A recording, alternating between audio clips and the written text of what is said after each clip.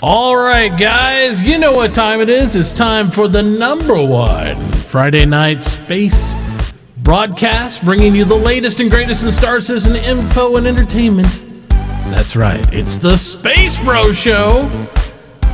And we are here to hang out with you guys and show you the most awesome things we've seen this week having to do with our favorite game, Star Citizen. And with me tonight, we're going to have a couple special people. One you already know and love, of course. It's Mr. Toy Grubbin, always here, always hanging out. And special guest tonight with us straight over from the Tiki Bar, Mr. Farasalt's here, hanging out with us as well. So let's go ahead and we're going to jump right into it, guys. Let's do the SpaceBro Show. And gentlemen, welcome. How's everybody doing tonight? Hey, I'm good. Good. Utterly phantasmically. It's been a good day. Excellent. Yeah, you've been streaming a while. What time is it over there right now for you, Farasalt? Oh, we're just on 1 p.m., which in my mind is beer o'clock, right? There you go. Works for me. All right. So we had a lot of good stuff come out of the, was it like 20 minutes or 17 minutes of ATV? It amazes me how much information and discussion points we can pull out of one little section of video for these things. And every time I'm like, video format of a zip file. It's great. It is. It's wonderful. It's like, all week long I'm starving for information, and then we get it all, and I'm like, wow, ATV was good. And then I go down, I'm like, oh man, I got to do a whole 2-hour broadcast about this stuff. And every time I'm like, well, I hope there's enough. And then we sit down, we start cutting it up and talking about it. I'm like, my God, look how much crap's here. It's insane. So it's really exciting. So, yeah, I think this is your first time for Assault on the show, actually. I think it's the first time we were able to knit you over. It's my first time. Be gentle. We will try to. We won't brutalize you like we do off the air. Anyway, so we're going to jump right into it, guys. And yes, I did not share out the doc with my cohorts, so they're just going to be kind of slave to it like you guys are. See whatever pops up on my screen, and we're going to talk about it. It's going to be a bad, a psychologist meeting where it's like, how does this image make you feel? And just go from there. Panicky. Dismay.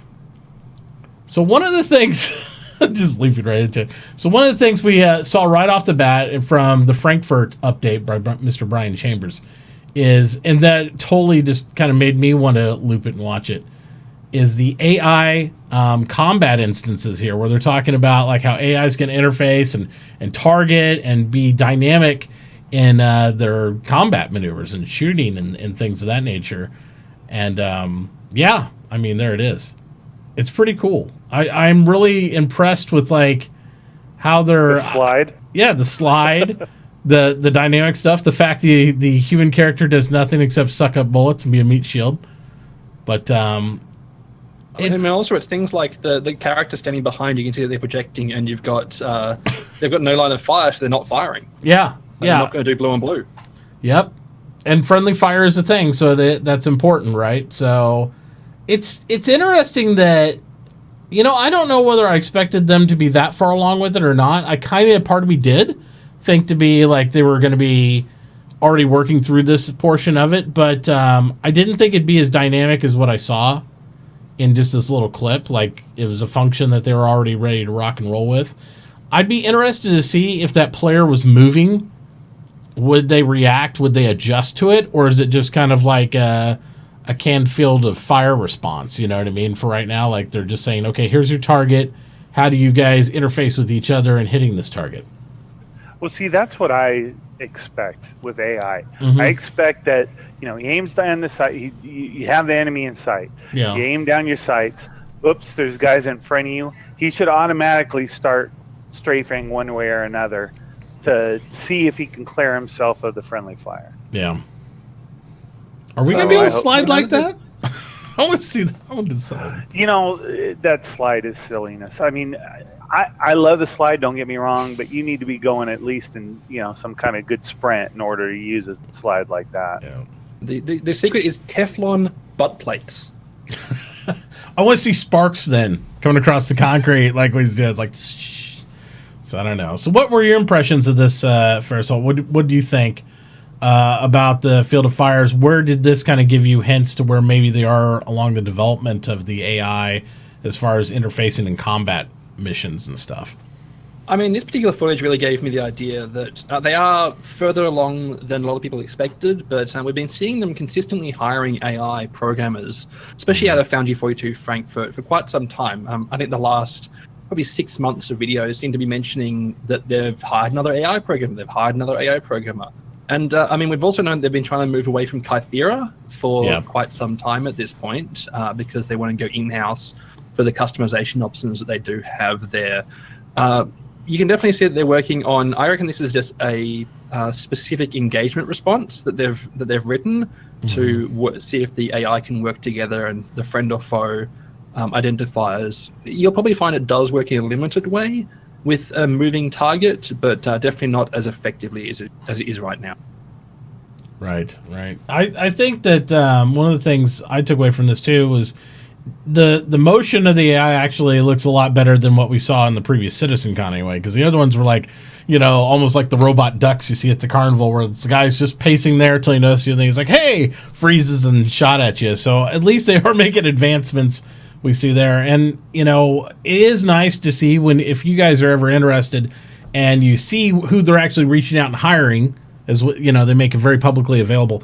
You can see where they're shoring up on their team and stuff. And it's nice to see within a few weeks of that, you start to see more and more results in those areas too. So it's like they're definitely hiring people, not just as like plugging holes, but as like actual people that are helping with development from the day one running. They get used to the system. Within a couple weeks, you can see them start to commit to do things inside the house of the company. So that's pretty cool. So. Oh, absolutely, and it's especially visible in the QA environment. You're seeing every single episode of ATV right now. And we brought some new people on board, blah blah blah, in QA, and then some other person.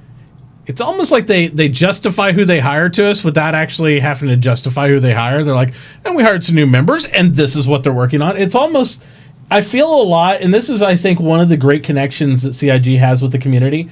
As a former project manager for, like 5-6 years, I felt almost like I was getting an update from like one of my team members on a site. I go to the project, I see what's going on, and he's like, all right, well, this is what we've done and all this stuff. And I feel part of the team. And I think that's one thing CIG has done a great job of as the metamorphosis of ATVs, is they are getting more and more tuned to where, we don't need 2 hours to explain this. We don't need to show you this candy for 30 minutes.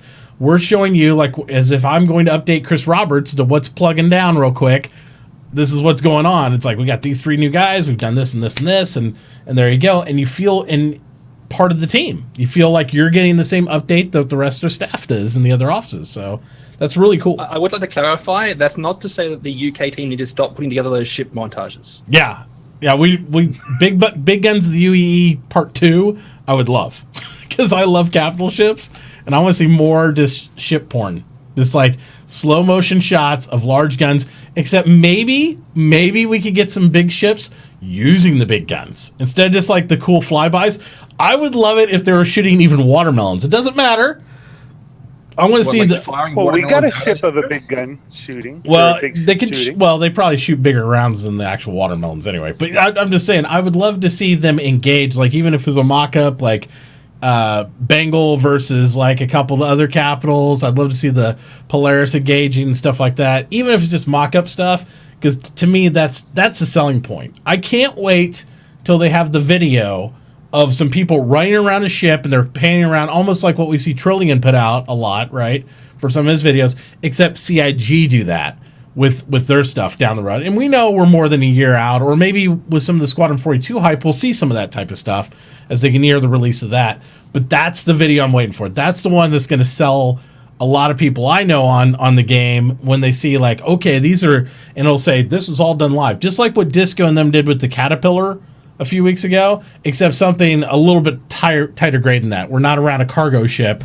We're on a Polaris or we're on an Idris and running around patching holes and like shooting that. Just a little 1-minute sequence, I think, would be amazing to see some of this stuff in action. So, and I mean, one of the little things I've always been looking forward to is component level repair. If we see people doing that as actual players, it's blowing my mind. Yeah, absolutely. Absolutely. And I think we're in for some cool stuff during Gamescom, and I think we're going to be in for some cooler stuff at CitizenCon. So Hope I'll be able to make that event. Con. I hope I'm. As If always, they have one. Yeah. As always, I try to manage those expectations for those videos. Don't be like last year, Yeah. Don't get overhyped.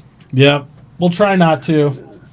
We'll see. Well, see they've what been happens. real tight-lipped about it, so. They have. They definitely have. And there's like only little pips of like Squadron 42 information out there. Just little pips. Nothing to overhype anything at this point. So that's probably a smart play. All right. So the next. Go ahead.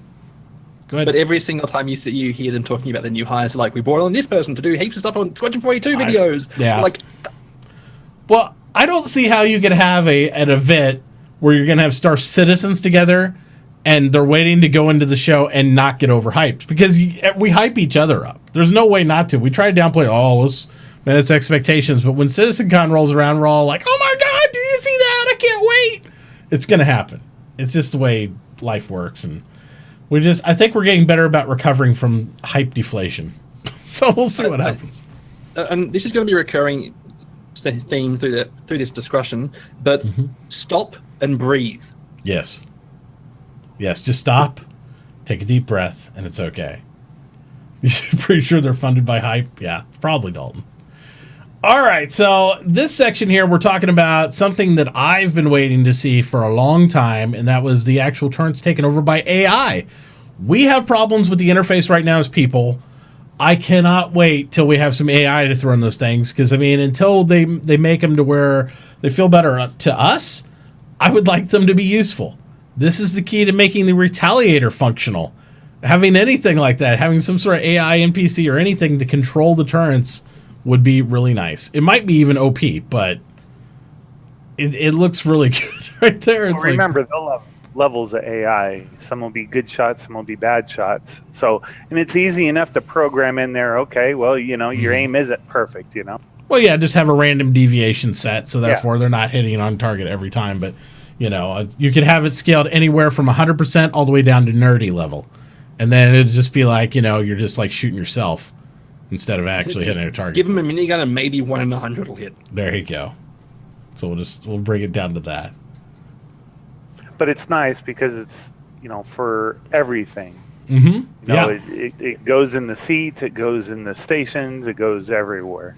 And this little component. And again, this was the type of mechanic I was hopeful for when they were talking about policing areas like Grimhex for pirates. These are the type of AI defense turrets I was thinking of.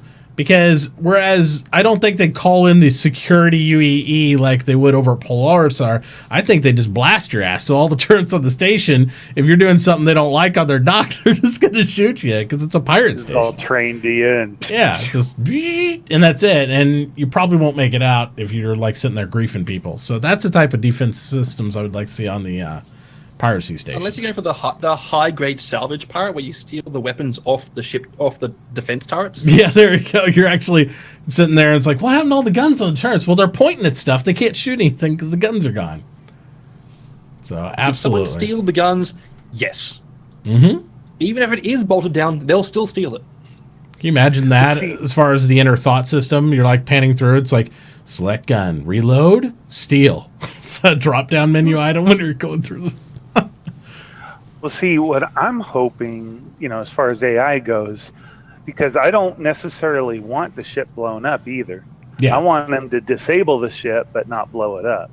And that way it gives me a chance to go over there and loot whatever I want to loot off of it. So they, this is the beginning AI stuff, but they really got a long ways to go. So. Yeah, they do. They still have quite a ways to go. I will say along those lines, there was an interesting Reddit post, and I know I'm going to kick myself for even bringing up Reddit, but I actually got in a little bit of a discussion with Paul Shelley, a.k.a. the Astropub on there, and he was very upset about a subject that came up, which we don't have video for because it was something that was mentioned in Spectrum by some of the devs, and I think this had been brought up previously. We've talked about this over 2 or 3 months ago, but the interlocking docking system between ships is no longer something they're going to do before release of the game. They might come back and look at it post-release for mooring 2 ships together, and that's what the docking collars, for those of you that don't know what we're talking about, like you see on the Connie and on the current version of the Cutlass right now before they put out the new Cutlass and some of the other ships. they've just come to an impasse where they can't get it to work without exploding everything, because you have two ships in motion trying to moor into one grid, and it doesn't work right now. So they're just kind of like, nah, not going to. They have to get it to work though, because some of these ships are too, like the Endeavor and the Caterpillar, and I don't know how many others, but there's two separate ships there with the Caterpillar. You got the command module. I think it's that a breaks different off from the system, main though. ship. I think it's a different system for that. For some reason, it's something with the docking collar specifically is the problem, and I don't know why. I don't know what would be different, because it's basically a docking collar that docks the command module onto the Caterpillar. I don't know. So. Maybe the next bit of news comes out, they won't be able to undock the command modules from the ships. That would be a huge flame war on that. Hey, we haven't heard that. Yeah. We haven't heard that's the case, but they definitely said. Just confirmed it. Yeah, it was confirmed on the CIG developers staff who drew the SpaceBro show on Twitch. Yeah, I think it was all Jay Lee's fault. So if anybody asked, Jay Lee made it all happen. So and blame him on Wickstrom's channel tomorrow. It was something to do with he made some beige pants and it broke the docking collar system, and that's just what happened there. So if anybody asked, but no, I'm serious though. That's been, and that's from was it Matt Shepard? I think was the one who was he was Matt Sherman. He said on. It was on Spectrum. He was discussing with a couple other elements, and you guys can see the thread inside Reddit. It's pretty high post up there because it's been going back and forth. But I mean, to be honest with you, if that's something they're going to have to readdress, then so be it. I don't want that one aspect to hold up the major ships inside the game for everything. Now they said it's not a problem. They're not having an issue with the static object mooring. So with space stations, with other large items like that, they can still dock and use the system for that. But they said it's as far as the two ships systems and the docking collars, that's where they're having the problem. And but I haven't had any issues with regards to snub fighters. They haven't mentioned that either. See, and that's the thing, and that's my worry, because like Toys specifying, if they're having a problem with the docking collars between these two, the logical jump is, okay, then what are the differences between that system and your snub fighters, right? Or your ships that have command modules that detach? What's the difference? Like from the Caterpillar and the Endeavor and these other ships, what is, and if they say, hey, there are major differences and it's only specified for the docking collar ships, that's fine. Great. I'm just curious if there is issues with these other ones, or are they going to come back and say it's with something a little more gray area where it's like, oh, we haven't really worked on those systems yet, so we're not going to talk about it now. And I'm like, my money is on that would be the answer that they give you, because, freaking all the constellations. I mean, even my Reclaimer and stuff's got a ship in it. I mean, the 890 Jump's got a ship. What about all the parking ships on the Idris and in the? Well, that's different. The big ships. Polaris. That's different. That's actually working. That's nested grids. Yeah, they've tested that's worked. And the interesting fact is, and a lot of us overlook this because we've been looking at all the shiny stuff. We've seen them, and they said they've already tested landing on the ships and done all that stuff. The only problem they're having is like when the ship's in motion, they've worked on some system that, and their solution was right. They're going to use the same landing system, what we see inside the landing pads, right, with the hold the end. They're going to use that similar system in order to nest into those. The question is out using MS Paint on last week's ATV. There we go. Exactly, but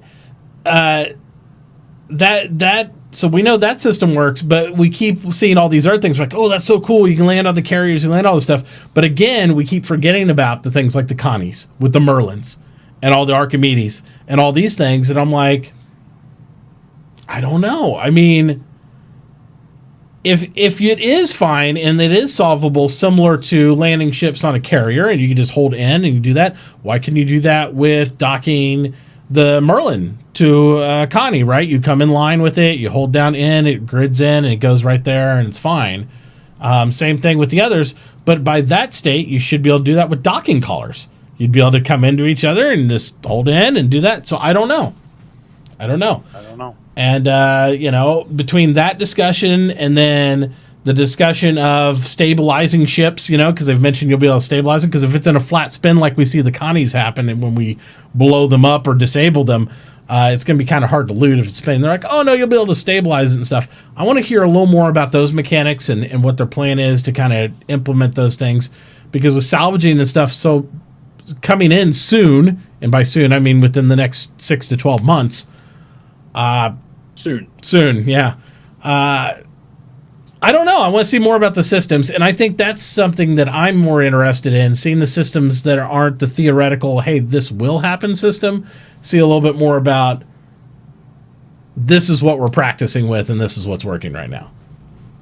So, I want to see ships land on the Idris. They said they did it like 8 months ago. I want to see it.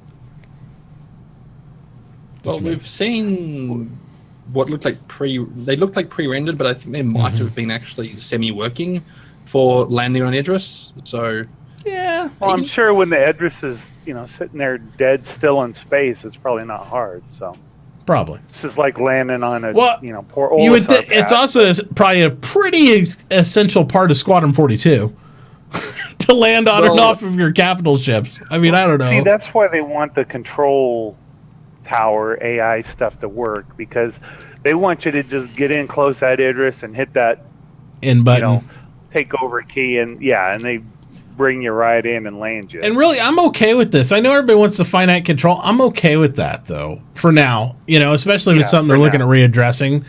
I wouldn't have a problem with that. I mean, with all the other elements of the game. As far as the game engine is concerned, once you actually get inside another ship's hangar, you're moving at zero speed inside that ship. So, manual landing should be feasible. I would think it would be. The problem probably is when you shift from that zone, and at what point is that zone actually there or not there? Is it when you break the field of that ship, like we've seen in a lot of space shows where it's like an invisible shield, and you hit that and boom, you're in their thing? Well, if you caught up to them velocity-wise and you go through that shield, all of a sudden instead of going 100 ms, you're doing 300 meters a second because your engine power hasn't reduced to go through the shield. So I see where there could be a problem, It's like, oh, I'm going as fast as it. Now I'm going 3 times faster than it because I broke the barrier. But that does explain why the Idris is like a tunnel. You can go in one side, out the other side. Yeah. For rookie entries. I would say so. It's kind of like a touch and go on an aircraft carrier, right? Where people miss the slingshot thing to slow them down when they're landing on a carrier. They're like, ooh, they just got to take back off again and try it again. Watch out. Private first class Farasalt's coming in for a landing. I suggest you duck. Yeah. Clear the entire runway. So, I wonder if you could salvage the parts of ships that wreck while they're trying to land. Like, just capture all that stuff and you just, sweep it up into a pile and then throw it in the reprocessor. That'd be cool. All right. Cost for your space janitor. But yeah, I got off track. But the whole point I was going to say is Astropub was highly concerned with the docking collars not functioning because he said it would basically make piracy not a thing. Like, you couldn't be a pirate if you didn't have docking collars. And I was like, well, my argument was we could just EVA and just move loot that way. He said, well, no one, if you can't dock to a ship, nobody would give up their cargo. And I said, I don't know about that because I think we're going to have to see what the interdiction metrics look like. Like, when you interdict a ship to make them not go anymore, how's that going to work? It's like, it's going to be like Eve where we have a bubble field and they're stuck. They can't interwarp. They can only go sublight inside this field. Or you're going to have direct weapons you have to put on your ship that point and disable their drives. Or do you have to blast their engines off only? Or how's that work? I'm hoping it's somewhere between Elite Dangerous and EVE Online, where you have these interdiction aspects, but maybe you have to fully disable their engines in order to make them not go anywhere. But I think people will give up loot. I really do. I still believe that because it happened in EVE. There's actually an entire pirate war inside EVE Online over this because one faction of pirates, they're all players, committed to the fact that they would do ransoms and they would honor them. They were very honorable pirates. If you got caught by them or interdicted and you gave up your goods, they would let you go. They wouldn't blast you. And the other group was like, they didn't care. They'd blast you whether you gave it to them or not. Well, it started an entire pirate faction war in EVE Online. It was really interesting. We had pirate factions fighting pirates. They were both fighting each other over this whole honor code system because one group, that's how they made all their money, was they controlled areas of space and that's all they did. And I would love to see those type of things happen in here, those try emergent gameplay like that. It's really cool. Oh, absolutely. The death of a spaceman mechanic may well mean that we see your loot or your life. Yarr. Yep, there you go. I think that'd be interesting. Speaking of breaking into shit and stealing people's stuff, let's talk a little bit about doors and atmospherics and stuff and how the doors things are going to work. So they did mention in ATV that they are going to have they've already implemented the modular and the component systems here for door locks and some of the other aspects like key codes and stuff, and how that's going to change atmospherics with the pressure systems. Because right now it's just an animation, right? Right when you go outside, into there's no removal really of oxygen. It's just a state of being for you.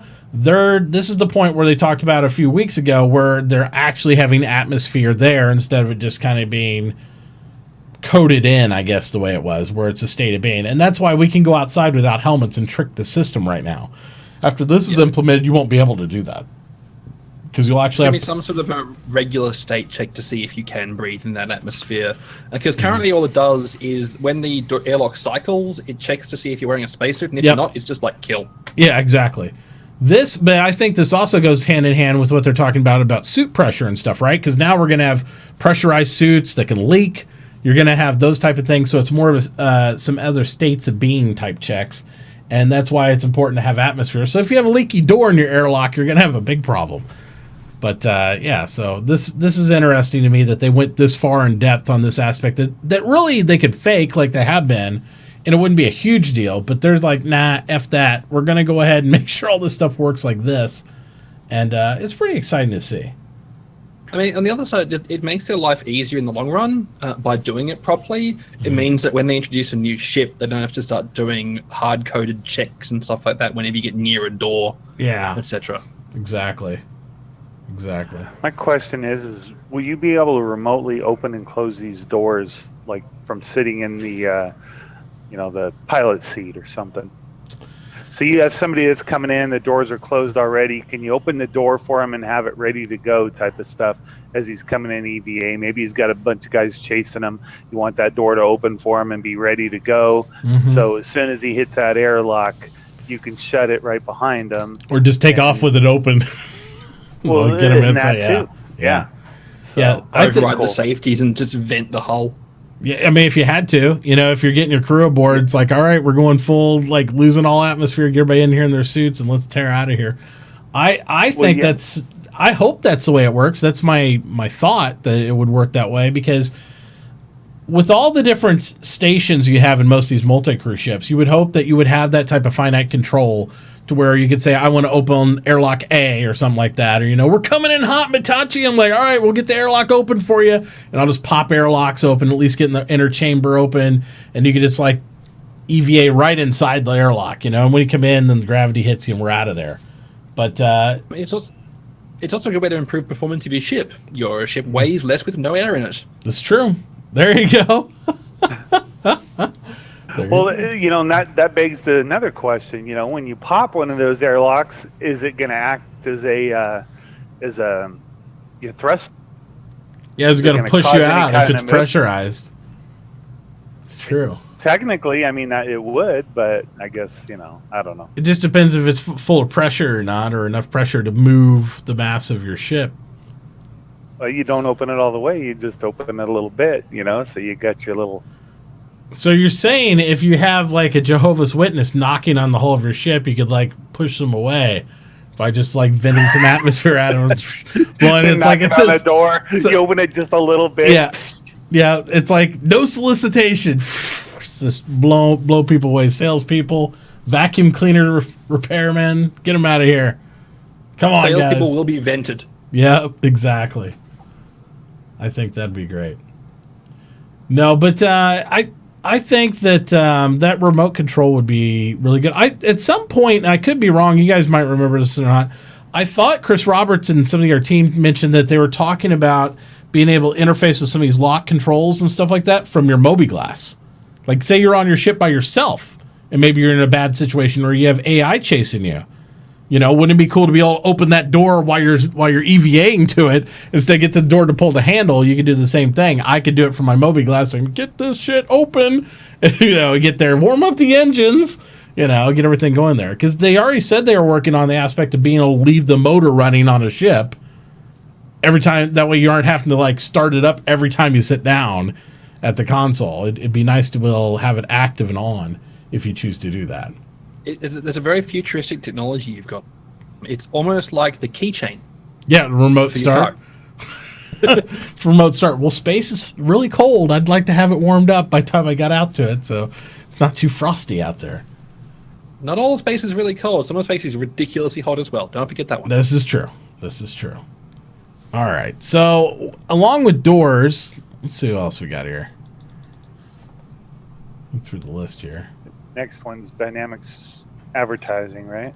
That's right. This is where we saw the really cool dynamic advertising on Port Olisar.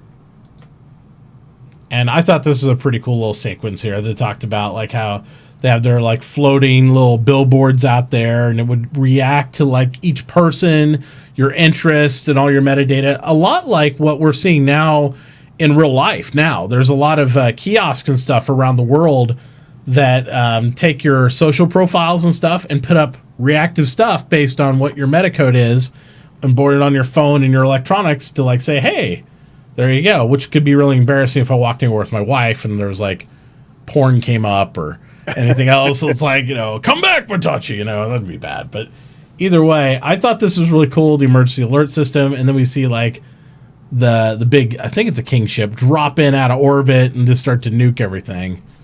It looked like a driller to me. It could be a driller. I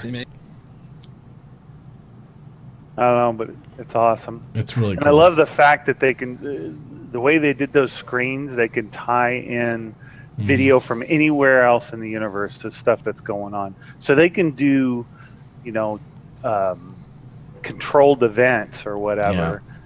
And just record it right from there. Think about another great money sink of the game if you actually did paid advertising for your Oregon game like that. Because I know in EVE they started doing that for people to like just be able to solicit other people and stuff like that for orgs.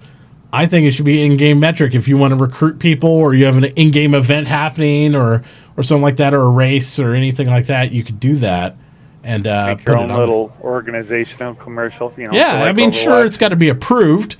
Right, by them, but I mean, I think it'd be cool to have in game. Oh, hell yeah. Well, until you get one giant super organization that may or may not be black and yellow in color, advertising on every single billboard. Well, you know, but the thing is, you can control that through in-game mechanics, because again, we're only 10% of the overall population, right? So, I mean, even if you have, 100,000 test members, that means there's 900,000 NPCs out there to compete against those. So while the rest of us people, them too, it's fine. Yeah, there you go. Just let them all. Just like, hey, that'd be interesting if you could recruit NPCs into your organization instead of just hire them outright, right? Might have to sell all those Auroras to be able to afford the advertising. Auroras are the affordable ship. That's true. They're everyman ship. They're the Volkswagen. There you go. But no, only without as much lying about mileage, but we won't go there. Yep. And the safety features are 100% better, probably. So the Volkswagen stuff. Oh man, but no, they. I really look forward. They're really thinking, and you can see them every time they're releasing ATV.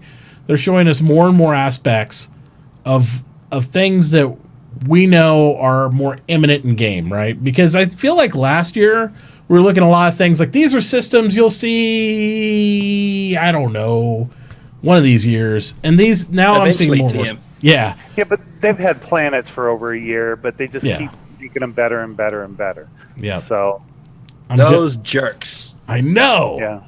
I'm so tired of them making things better for their internal servers that we don't get to play with. It's like, we were tired of playing with this. We had to improve it, so we liked it inside the whole system. Well, at some point, they need to just get it out, though, you know? Well, yeah, but I mean, that's the thing. But most of the stuff, when we say, they just need to get it out, is also the problem is it's not ready.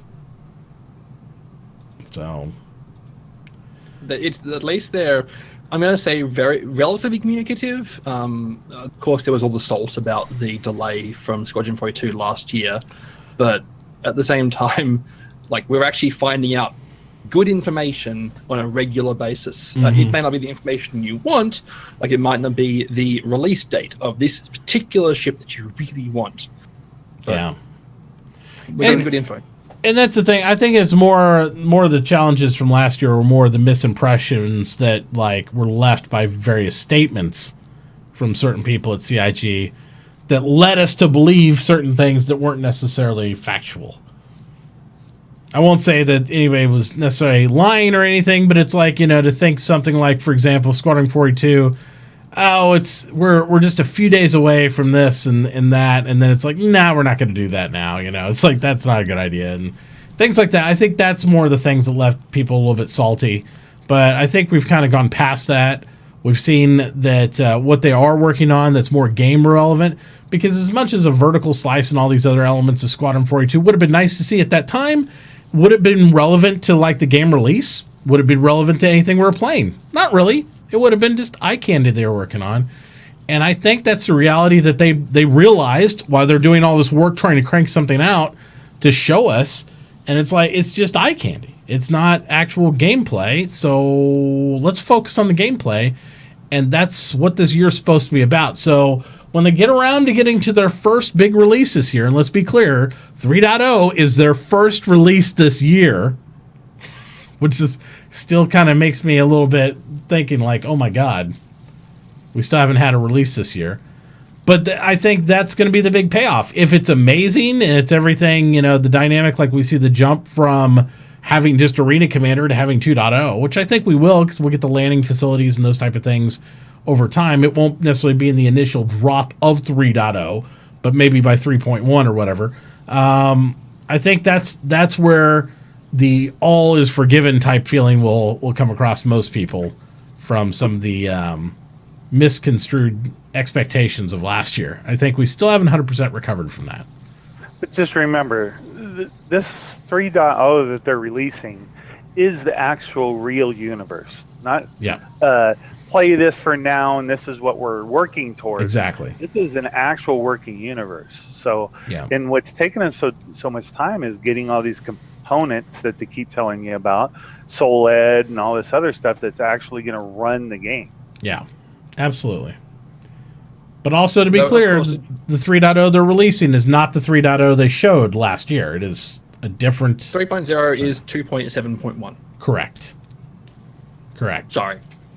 Yeah. We just want to make sure...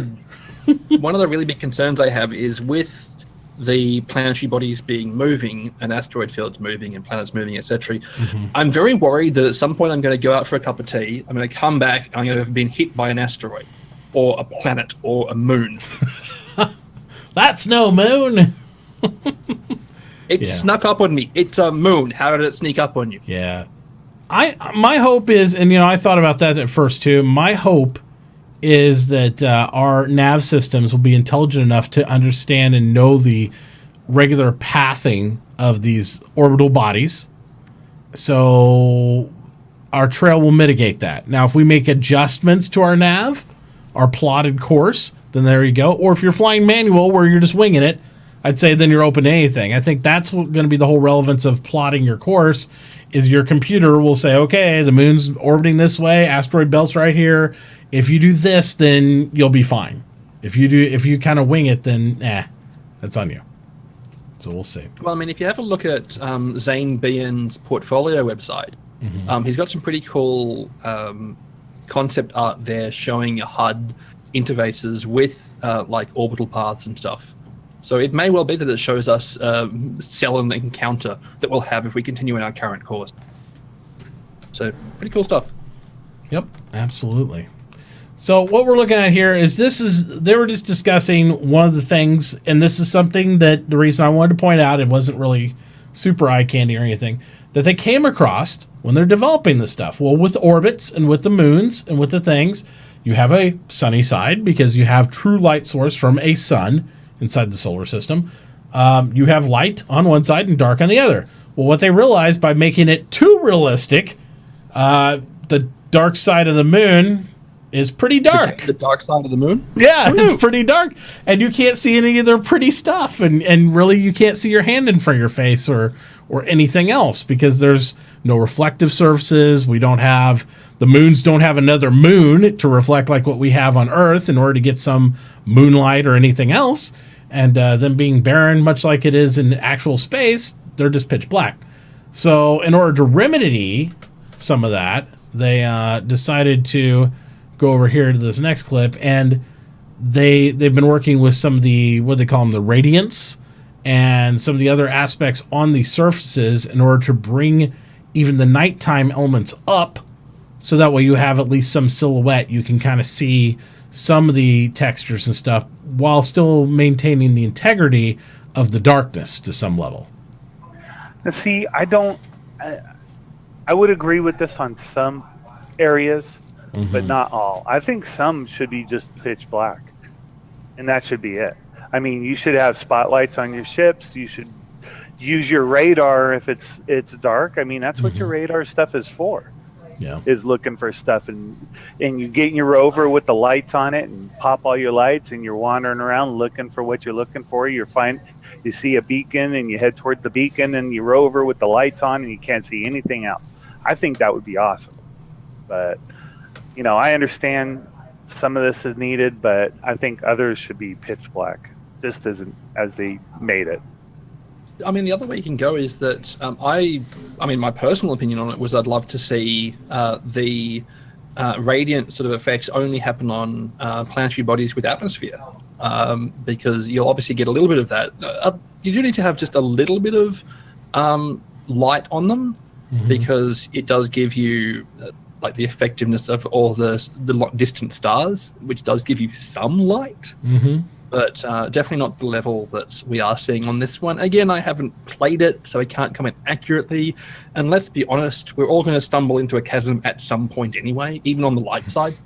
Probably broad daylight when I do it. I'll just walk right off a cliff and fall to my death and be like, oh, that'd be it.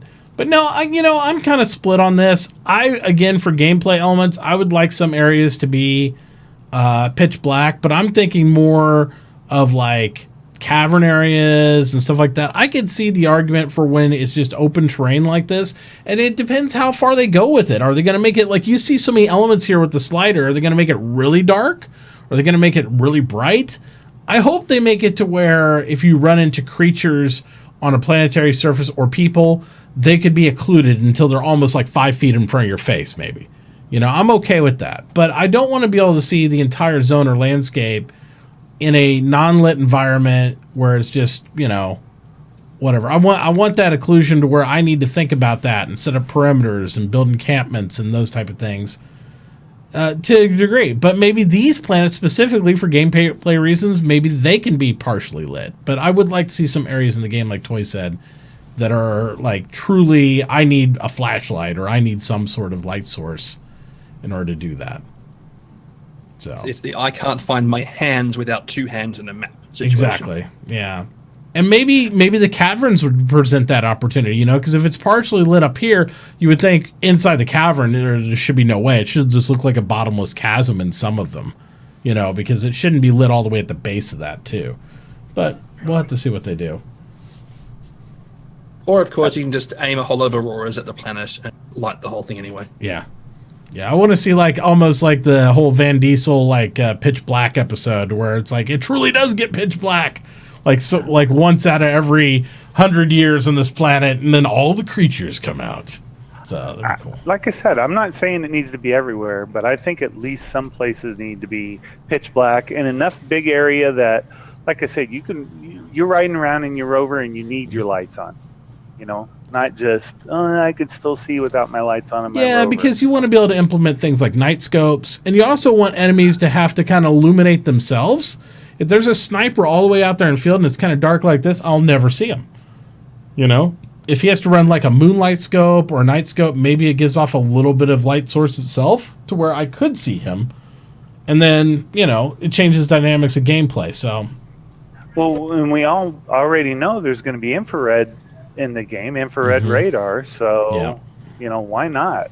Like I said, I I think they need it in some places, not everywhere, but some. It's It'll add a also lot why of good gameplay. Yeah. it's also why you wouldn't want to be the guy who opens up their Moby glass in the middle of a field. Yes. Yeah, It's pitch It'll black light and up it's like like a freaking Christmas light. and all of a sudden you see nothing but the shadows start moving around you. It's like, okay, maybe that needs to go off immediately. Gather the Moby glass, throw it, and run.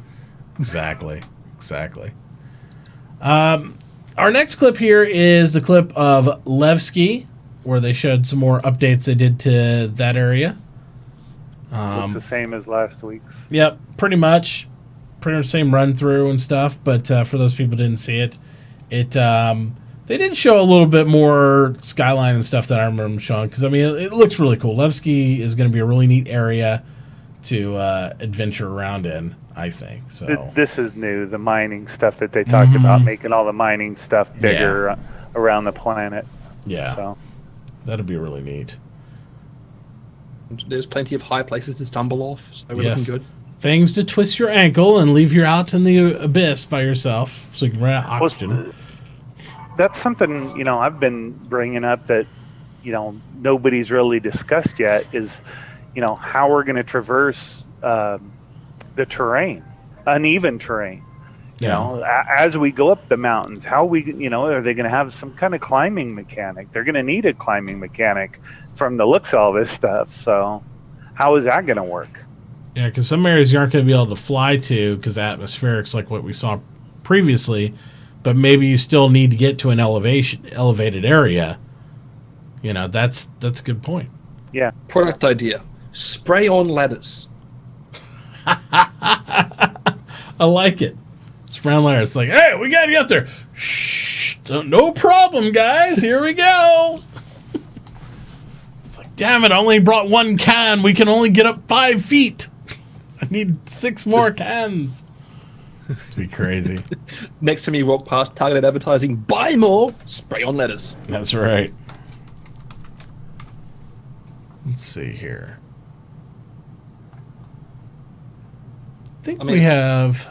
I can't remember what... Zombie said he had a Mustang to give away. I don't know if it's a Mustang package or if it's just a Mustang. And he just Or is it said he like had a to leave Mustang a 2 minute from ago, 1960? too. Yeah. So he's not here right now either. Yeah. Well, we'll save his. We'll give away something else. So we're going to go ahead and start our giveaway entries for this, guys. And we won't give it out till the end of the show. But we need to make sure that you guys are also, if you're going to enter this giveaway, that you're also following Farasalt, because that's a requirement in order to qualify for the giveaway. If you want to actually, have your name drawn and win. So it is going to be for a $25 Star Citizen gift card.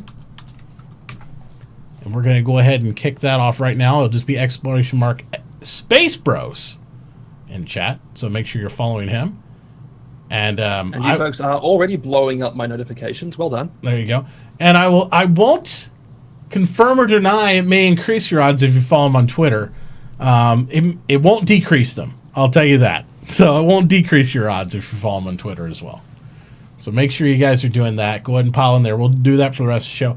Also, make sure, guys, if you want to ask us any questions, and I know you guys have thrown some out there already, if you want to reiterate those inside the !questions command, that'll put them inside my doc, and then we'll be able to review those on the question section of the show once we complete through the synopsis of what has happened through the week, which we're about halfway through now. So start stacking those questions in there now, and then we will ask those and do our best to answer them or tell you flat out lies at the end of the show. So Around here we speak with great confidence. We're often wrong, but we're never unsure. correct. We might be a little bit drunk though by then. I'll drink to that. Maybe. All right. I could just watch the Levski loop forever. It's just it's beautifully lit. It's really nice. For me, it's all about Daymar. Daymar is gorgeous. Yeah. That place is going to be such fun to stumble around. Just imagine, though, once it's actually populated, that place is going to be a zoo. I know all these places are. They're not going to be like these nice little quaint little beautiful things. You'll be like, hey, wait, guys, do you see this place? I've been here forever, And we've been checking it out. It looks great in artwork. You open the door, and there's this mob shoulder-to-shoulder people in there. And you're like, okay, now it's a real shithole. 600 freaking rovers out there parked everywhere. Yeah, everybody's like, there are guys jumping up and down for no apparent reason because they just went, hey, I'm over here. Here I am. This is going to be crazy because it's just, I'm thinking of the days of like, the old days of like WoW or any other games where you have just massive amounts of people and AI all piled in and they're just running around and some guy's like got a macro going where he's just like this, just jittering all the time or something. Yep. Exactly. Well, see, here's a good question to go with that. When you get all these rovers in the game, you get in your rover and ram somebody else's rover and run somebody down. Who gets the kill on the guy? I don't know. Is there like a kill tally at all? I mean, I don't think there is. So we'll see. And people are going to be doing that. Oh, of course. I mean, I think the first experience. I would never do that. No, not toy. Immediately. Yeah. I think the first, people's first experience leaving Levski is going to be a lot like everyone's first experience going into Area 18 when they did that particular patch, where you walk out the doors, you're like, yes, isn't this gorgeous? Then, hit from the side by a rover, then run over by a dragonfly. Yep. It's like, wow, look at the atmosphere out here. It's so poof. Great. It will happen. And then you'll wake up on their planet. You'll spend all that time trying to get there and realize you didn't set your respawn to that planet. You're on some other planet 3 systems are that took you 45 minutes to fly there. It'll be brutal. It'll be brutal. I don't even know. You don't probably set respawns though. It probably just goes to the closest outpost, doesn't it? No, there was a mention during quite some time ago that you'll be able to stop by the habitation area of different locations to set that as your respawn location. But there's been other conversations quite a long time ago as well where you could select from a different spawn location. So if someone has a Endeavour Hope class nearby, you could choose to spawn at that one instead. So I wonder how they're going to bridge that against us manipulating it for fast travel purposes. Well, death of a spaceman mechanic means that there's going to be quite a significant death. So well, I'm not going to get in. I'm not going to get in that. We'll see. I hope there is. I really am hopeful that death matters to not a, oh my God, I'll never play this game again, but it needs to hurt. It needs to matter to where it's like a brisk kick in the nuts that you don't welcome. I would say that my concern is, since they're tying it so heavy to reputation and they haven't defined what reputation really means scalably inside the game yet for us, there's a lot of questions there that are unanswered still. So I hope that one of these days we'll be able to sit down and just talk about rep and what that means. How hard is it to recover? Can you recover certain reps? Is there certain things you can do that are unrecoverable? I mean, how far is too far? I mean, is criminality and reputation tied to each other in any way, or are they totally separate? You could do something that hurts your rep with this other org, but it's not necessarily criminal. Or if you do a crime, might it boost your rep with a different organization that is also criminal? I mean, how do these dynamics work? Because in EVE, they have reputation and criminality as separate entities, but they can influence each other to some degree. So, I don't know. I would like to see a multi-tier system. Yeah. Do I start at neutral? Go to liked, honored, revered, exalted. Yeah, and is revered with one man, totally not with another. And if you build up a rep with one company, obviously, does that automatically make you hostile with their rivals, even though it's not criminal? Say you're like an Apple guy and Microsoft hates your guts now. You know what I mean? It's it could be anything like that in space. We have no idea. You might be traveling to one area and just refining ore and getting in good with this one company, but you're crushing your rep with another.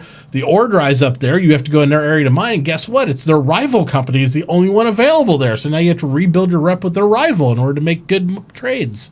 So a lot of dynamics they need to discuss. And what are these penalties really like? If I'm hated by one group, is it just criminality? Do I lose a quarter of my rep when I die? Half my rep? 3/4 of the rep?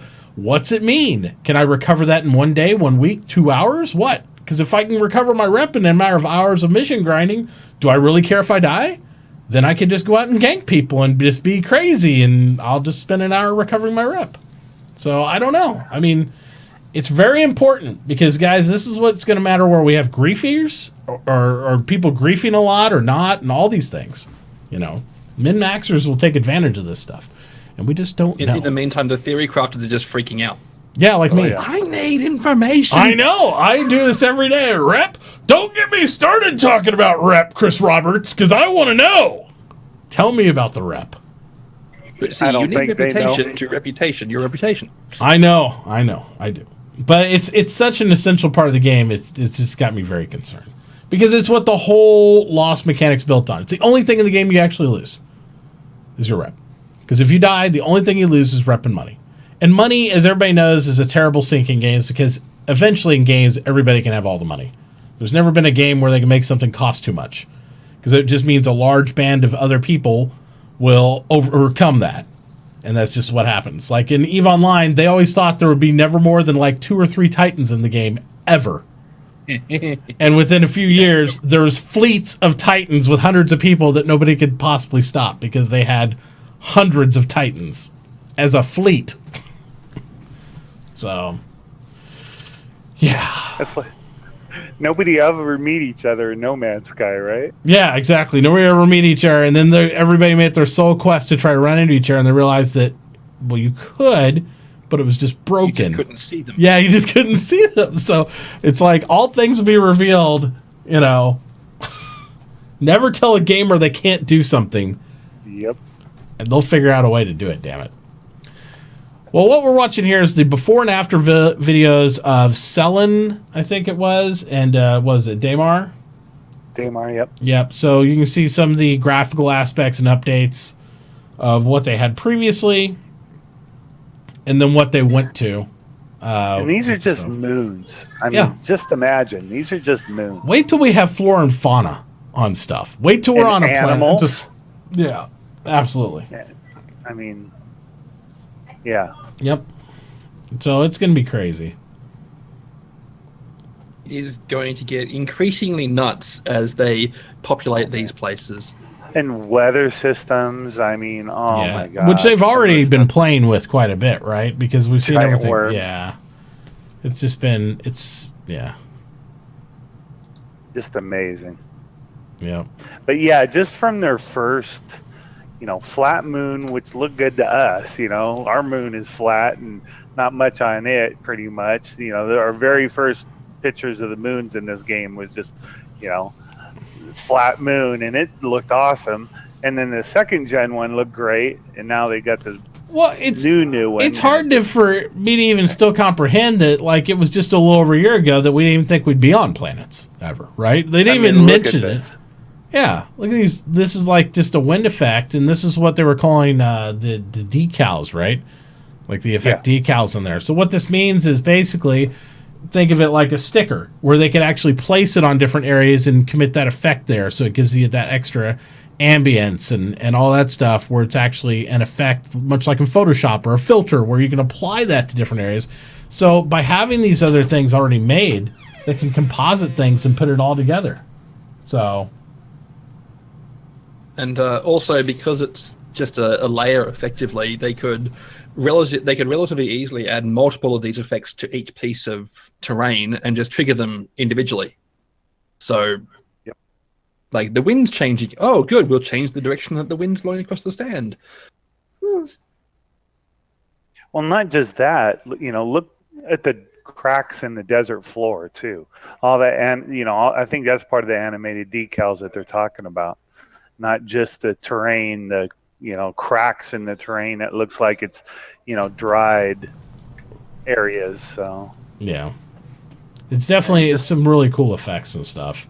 Yeah, that they have in there. I can't wait to see what else they add because they've been doing a lot of this type of implementation we've seen, to where they're like, okay, this is an effect, this is a thing, and we could use this and repurpose this in other areas on top of other effects to give a whole new type of look, a whole new dynamic. That way it doesn't look canned. It doesn't look like something they've just kind of pasted on there and stuff. And they've taken a lot of care and time in making each of these elements, and you can tell that because we see some of the implementations of this over the last year with different things that they've put in the game, and it doesn't feel like it's something repetitive to me. You know what I mean? It feels very individualistic, and I think they're taking a lot of time to try to make sure that's what they communicate and that's what they come across with. So now we get to talk about something that I'm not a fan of, that I know Toy has some opinions, so I'll let him talk about it first, and then we'll get Farasalt's take on it too. We're going to talk stamina. Yeah, we're going to talk about stamina. Position on your soapbox. Yeah. You know, I have no problem with them adding a stamina system, but if you look at this from him just running, you know, and like you mentioned, it's the same exact system as if you're getting spaced, you know?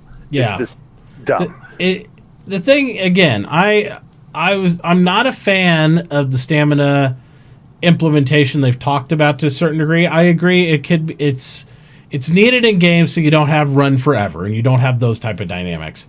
But to me, if you watch this loop, and this is what they showed at ATV, it feels like I'm flying a spaceship, or I took my helmet off. I'm blacking out from running. Is that really the effect we want when you run out of stamina? I'm totally on board with being winded. I'm totally on board with the aim not being precise. I'm on board with all these effects that we've seen in other games. But I'm sorry, I'm a little overweight. And I don't black out when I run across the hallway through a door. I mean, you know, this is a little bit. You folks may be able to multitask, but I personally can't breathe and run at the same time. Yeah, I mean, I can be winded, but the fact I'm going to black out and fall down, No. I just don't. I don't get this. No, I don't like this at all. So I'm hoping this is just an example, and this is not the true implementation of this. Because if I can black out from running, like, oh, don't go too far, Mitauchi, or you'll fucking die from running. I'm like, no, I'm not into that. I'm not into that. That just, yeah. And to be honest, this isn't very far to run. Because here's the thing. They're talking about adding in everything from the suit punctures, to stamina, all these things to slow things down, FPS-wise. Slow them down, reel them in. My aspect is having one life, and I've said this every episode for the last 4 weeks, at least. If you only have one life, it's going to slow it down, because you're not going to run and gun like I do in Star Marine if you have one life. That's it. One life. You're not like ninja in, get as many kills as you want, and that's it. By adding in... What you're saying is you've only got one shot, yeah, and don't blow it? Exactly. We're busting an MMM song here anytime. They talk so much about, you know, how your life is precious and they don't want you to die and this and that and the other thing. Mm-hmm. But I have not seen any non-lethal weapons. They need to add some non-lethal weapon stuff, you know, some tasers that knock you out with the animation like this, you know? That would be cool. And then, because you're going to be bounty hunting anyways. You don't always want to kill your And you would bounty. think NPCs would want to break up a fight in a bar maybe by tasing people rather than just killing everyone or something, you know. Wasn't there a stun button that came out with the initial pack with the Yes. Avenger Stalker? Yes, and we've never actually seen that really or heard about it since then, right? Like, Yeah, it was the Advocacy pack, I think was what they were calling it. And it came with a non-lethal weapon on it. So yeah. hopefully we'll see that in the near future. Yeah, we're seeing these lethal takedowns and these and knife combos and this and that and other thing. And the thing is, that's really, and as much as people say, I don't want this to be Call of Duty, I don't want to be blah, blah, blah, those are things you see in Call of Duty and stuff, because the glory of the takedown and all these things. And that's fine place for, like, everybody knows how much I love Star Marine. And I'm fine for that, but I look at Star Marine as an esport, not representative of what's really happened in the PU.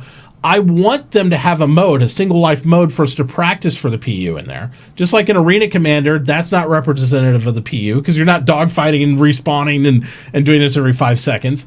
I want that mode there as well, where it's a single life, like elimination or domination type map, where you're sitting there, and that would be truly a last stand mode, where you and your team are tactically and surgically working to eliminate your opponents or capture an objective, but you only have one life. unless they come back and shock you or bring you back, or a medical team is able to do it, like a medic on staff or in your squad could like resuscitate you, that's fine. But it has a certain cooldown timer, kind of like in a PUBG game or something like that, to where it's not finite, but if they don't get to you in time and patch you up, you're out. And then you have to spectate the rest of the match. That's the type of modes I'm looking for. By forcing a slowdown of the game, by the stamina stuff, I'm okay with that, again, by making my aim off. I can't continue to sprint. My sprint's very limited to a certain aspect. I'm okay. By blacking out and laying down on the ground and then getting shot in the head and the game's over, that seems dumb. If this happens in the PU and I get blasted, I'm going to be mad. If you're fighting on a moon, do you think this far is far enough to be able to run on a moon? It's like the character is Kung Fu Panda and he gets to the top of the stairs. He's like, I'm gonna need a minute. Yep, I'm gonna need a minute. I need some more rolls. Stairs, my greatest enemy. I'm sure this is just exaggerated for testing, but I hope. Still, I just don't like the way the actual when you run out of stamina looks. It shouldn't look like this. The screen shouldn't go so dark, and you're shaking weird. Yep. Yeah, I don't know. I just think it's too much. I shouldn't black out. I don't care if the spacesuit weighs 1,000,000 tons, then I shouldn't be wearing it. I shouldn't black out and pass out from running. That just makes zero sense to me at all. I'm okay with being winded. I'm okay with not being able to proceed to continue to run, but I shouldn't black out from running. I've never seen a game try to do that. And again, I hope, like Toy said, this is an exaggeration. I hope this is not in any way the actual implementation. My fear is this is the actual current implementation, what they're thinking they're going to do. It's the golf swing. Yeah. So, yeah. Suit ran out of air. I guess it looks like you pulled your helmet off, right? Heart attack, get the defibrillators. Mitauchi ran over 12 feet. Maybe that's right. Maybe the hangar doors were open and there's no atmosphere in the hangar. I don't know, but it's just, if so, I want to see some. This nerd. Yeah, I'd want to see some more effects of like when I open the door, the atmosphere getting vented when the second door opens and there's no atmo on the air side. So, yeah, I don't know. This concerns me way more than I was. I was calmed down for a while about the whole stamina thing. But with suit punctures that I have to duct tape, running, I mean, they're making it like it's a myriad of shit I have to worry about in a gunfight. That's way more than shooting my enemy. But they light up the dark sides of the moon. Well, thank God, because at least they do everything. Well, no, they do everything else. So, this over-exaggerated realistic, but they'll light up the dark sides of the moon. It just doesn't make sense. Yeah, I don't. I think Snowballs is actually onto the real situation here. What actually happened is this is delayed onset alcohol. So the guy's just done like 18 shots of Sambuca. And they tried to run across the hangar? Yeah, sprinting across the hangar. Metabolism kicks in, just flatten his face. There it is. Yeah, I don't know. We'll hopefully, this is something we're going to have to watch closely, guys. That's all I got to say about that. I mean, it's just one of those things that is concerning to me if that's the path. So, also, if you're watching this stream and Mitauchi does encounter his first blackout from running, make sure to clip that moment and post it widely, everywhere, because there will be a rage explosion. It'll be glorious. Be like, oh, that was different. It wasn't real. It's all CG.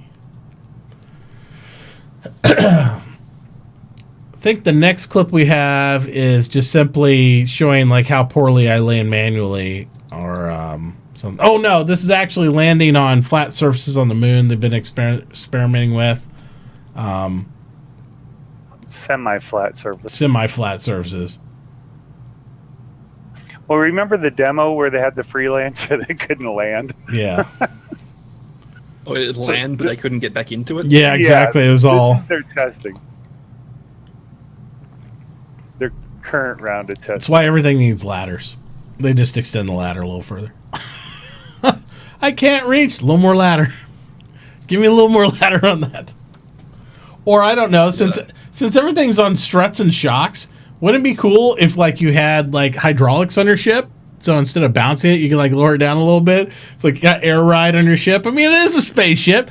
You know, oh, it's about 1 foot off the ground because this one side. Zzz.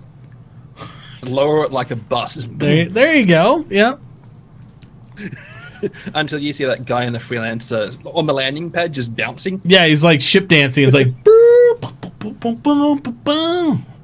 Listen to some great music, bounce and see how high they can bounce their lowrider auroras on the tarmac.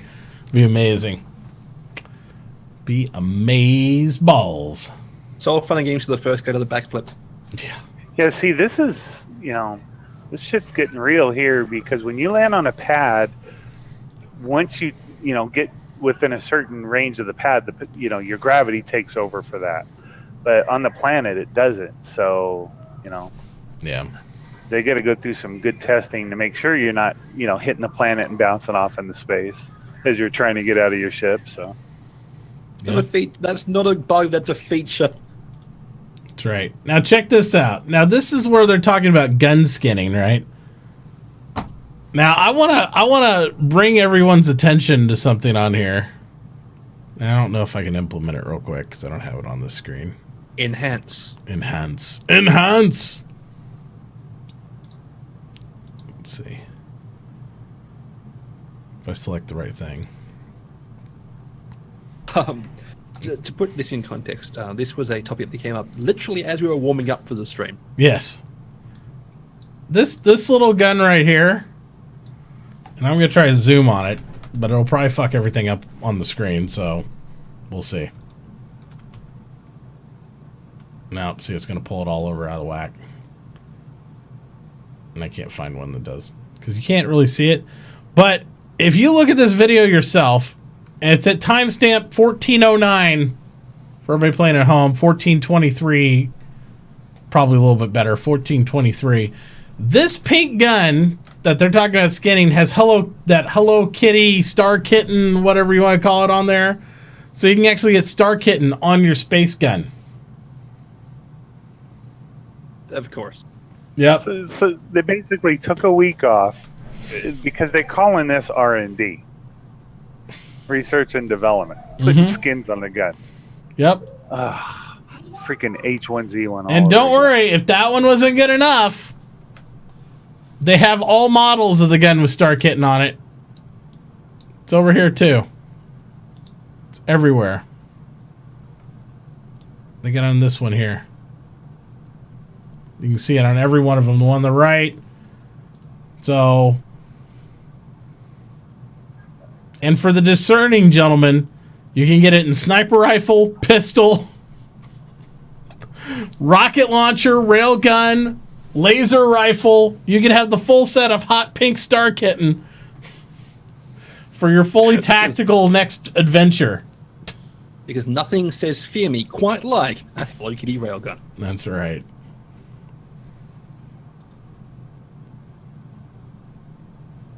Yeah. And, the funny thing was, my wife came through and she saw that, and she's like, what is that? I was like, that's Star Kitten. And they're like, who is that for girls? And I said, well, it's for whoever likes pink space kittens, I guess. She said, that's the sexist thing she's ever seen. They got one gun. Look at all these guns. They're all like very unisex or very masculine. And they have one pink gun, and they put a fucking Hello Kitty on it, she said. And I was like, well, I don't know what to say. She's like, what? They don't have no purple guns, no like teal guns. They got like, oh, we got to include the girls. We'll put that one hot pink Star Kitten thing on there. I was like, oh my gosh. It's like, well, babe, you'd never lose your rifles in the snow. You'd be able to find them anywhere you left them at. Dark Side of the Moon and all. It's the hot pink one. Oh my gosh. So crazy. It's all fun and games, so you get to run around with the Big Benny's themed one. Yeah. Fiery noodles at your noodle. Yeah. I know somebody will be trolling doing that, running around, in-game voice going, hey guys, look at me. Here I go. I'm going to kill all my Star Kitten gear. Who's that, Kamikaze? Yeah, probably. That was my best impersonation of Kamikaze. It sounded just like... I know. It sounded like it's impeccable. I was scared. I thought he jumped in channel with Did you? I could see that. I mean, it's whenever you've worked with a man this long, you can kind of imitate his voice almost perfectly. Remember, we are hoping that this is going to be a microtransaction, so someone will have paid real money for the Star Kitten skin. Wouldn't that be great? And then you take it from them, and you hang it on the wall and say, like, Kamikaze's gun as a trophy. It'd be perfect. It'd be so perfect. But yeah, it is cool that they're going to have some decals and stuff, and that's the stuff I hope they do sell inside the actual game, but I had to point that out. I was just looking through them, and I was like, you see badass stuff like this. Awesome black and red dark skin with like flames on it. See guns like this. I'm like, well, are they going to carry over those skins to like the exterior guns for the spaceship so I can have like the Stellar Kitten fucking tarantulas and, you know, all that other stuff? That said, one of the parts of this particular montage that I was really excited to hear about is the scatter distortion gun up to size 3. Yep. Disabling. That's what these are, right? And and I get like Barrel and them saying like, well, it's in GTA and all this. I'm like, GTA is like is like almost a joke in itself, right? Because that's the whole point of GTA. It's like a whole parody thing. I don't know how much GTA shit I want in my Star Citizen. I like GTA for what it is, but I don't really need like a guy in a dress running across the screen going, hoo, with a shotgun. You know, I don't know. It's just not really, it doesn't feel very Star Citizen to me. I'd be like, oh, is this a GTA like mod? Because it just doesn't feel that way with me. But I mean, you know, just my opinion. People can do what they want, but you know, just let's try to keep this. Don't ruin my immersion. Yeah, don't break my immersion in that way. I don't know. I don't much care for the scattergun look. They should have just left the outer shell static and just moved the inner shell. I think they're just looking for different looks at this point. You know what I mean? Because they've got so many guns that have the recoil effect and all that stuff. I think they're just looking for different looks. I'm surprised they haven't adopted the vector look. You know, where it does a recoil into the gun somehow and you can see it from the exterior instead of just traditional like this. So, I don't know. I think the design of this particular recoil is there so that it really increases the amount of recoil that you get to make sure that you really feel it in your shot. Yeah, they want you to make sure you feel it so they have the entire gun move with it. And it's not even, it's even offset, so it doesn't recoil exactly with the gun, right? It makes it so somehow the shell of it moves back before the barrel moves back, and then it, see, look at that. It's like, no, the actual barrel doesn't, because wouldn't that work the exact opposite way? Pin. Yeah. There's no firing pin. They're actually pushing the barrel and the round onto the firing pin and then firing it forwards again. It's a really good, complex, advanced system. Okay. We'll go with that. We'll go with that. Like I said, often incorrect, but never unsure. There you go. Absolutely. I don't even know if it's a projectile weapon. I don't think it is. It's not like the distortion one, isn't it? Yeah, I was like, I don't even think it has an actual element like that ejects or fires forward out of it, or I don't know. Well, maybe once they add the VFX to it, it'll look better. But right now, I don't much care for it. I don't know. We saw the first pass of VFX on the electric shotgun when it did the look at the side to watch the venting animation. Yeah, some of that was good. Yeah, but terrible at the same time. Yeah, it was terrible. It was beautiful, but when you look at the side, it like it's gonna burn your own face off and like take everything else out around you. Some of it doesn't seem like it fires practically, but I don't know. I like that. I like the heat waves that came off the gun when you looked at it from the side. The thing that makes me amused about this is all the detail they went to this. When they actually put VFX on this, if this is a laser blast, you won't see any of it. Because there'll be all this glowy laser shit all around. Like, and like, oh, okay, there's stuff working in there. You should have seen it before it had rounds in it. It was amazing. Well, this is what it'll do when you're out of, juice to actually create it'll just fire electricity blades. it shoots. They should make it sound like an empty water gun then at that point. Like, goes... Every time it tries to fire, it's like, it doesn't have any stuff left.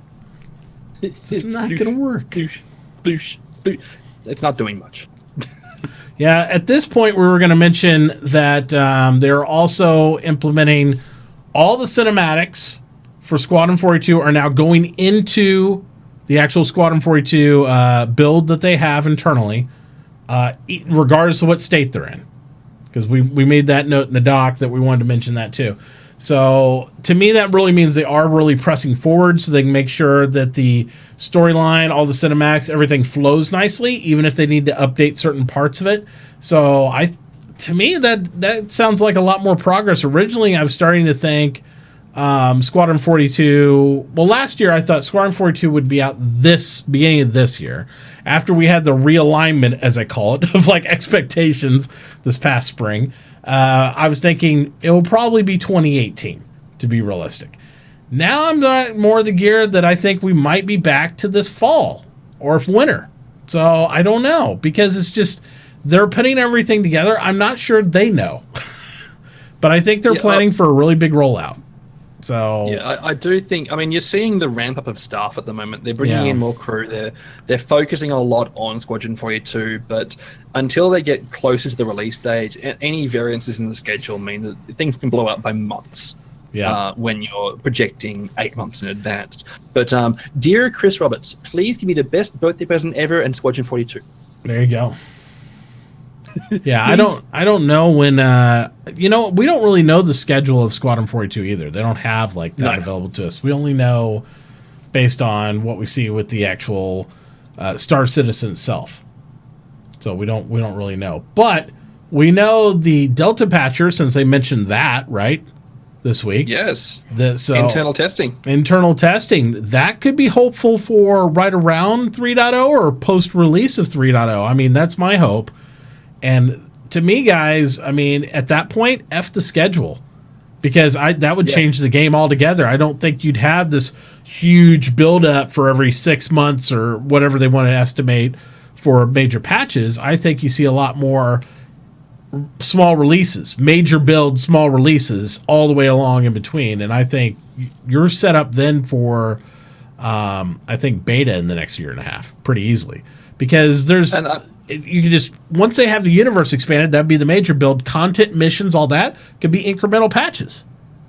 Yeah, and a bug fix, if they're fixing an issue with one specific weapon, they have the resources to just go, let's run a new build and just fix that issue. That's right. PTUs will be amazing too. That's my everyone biggest gets their 5 megabyte patch. Yeah.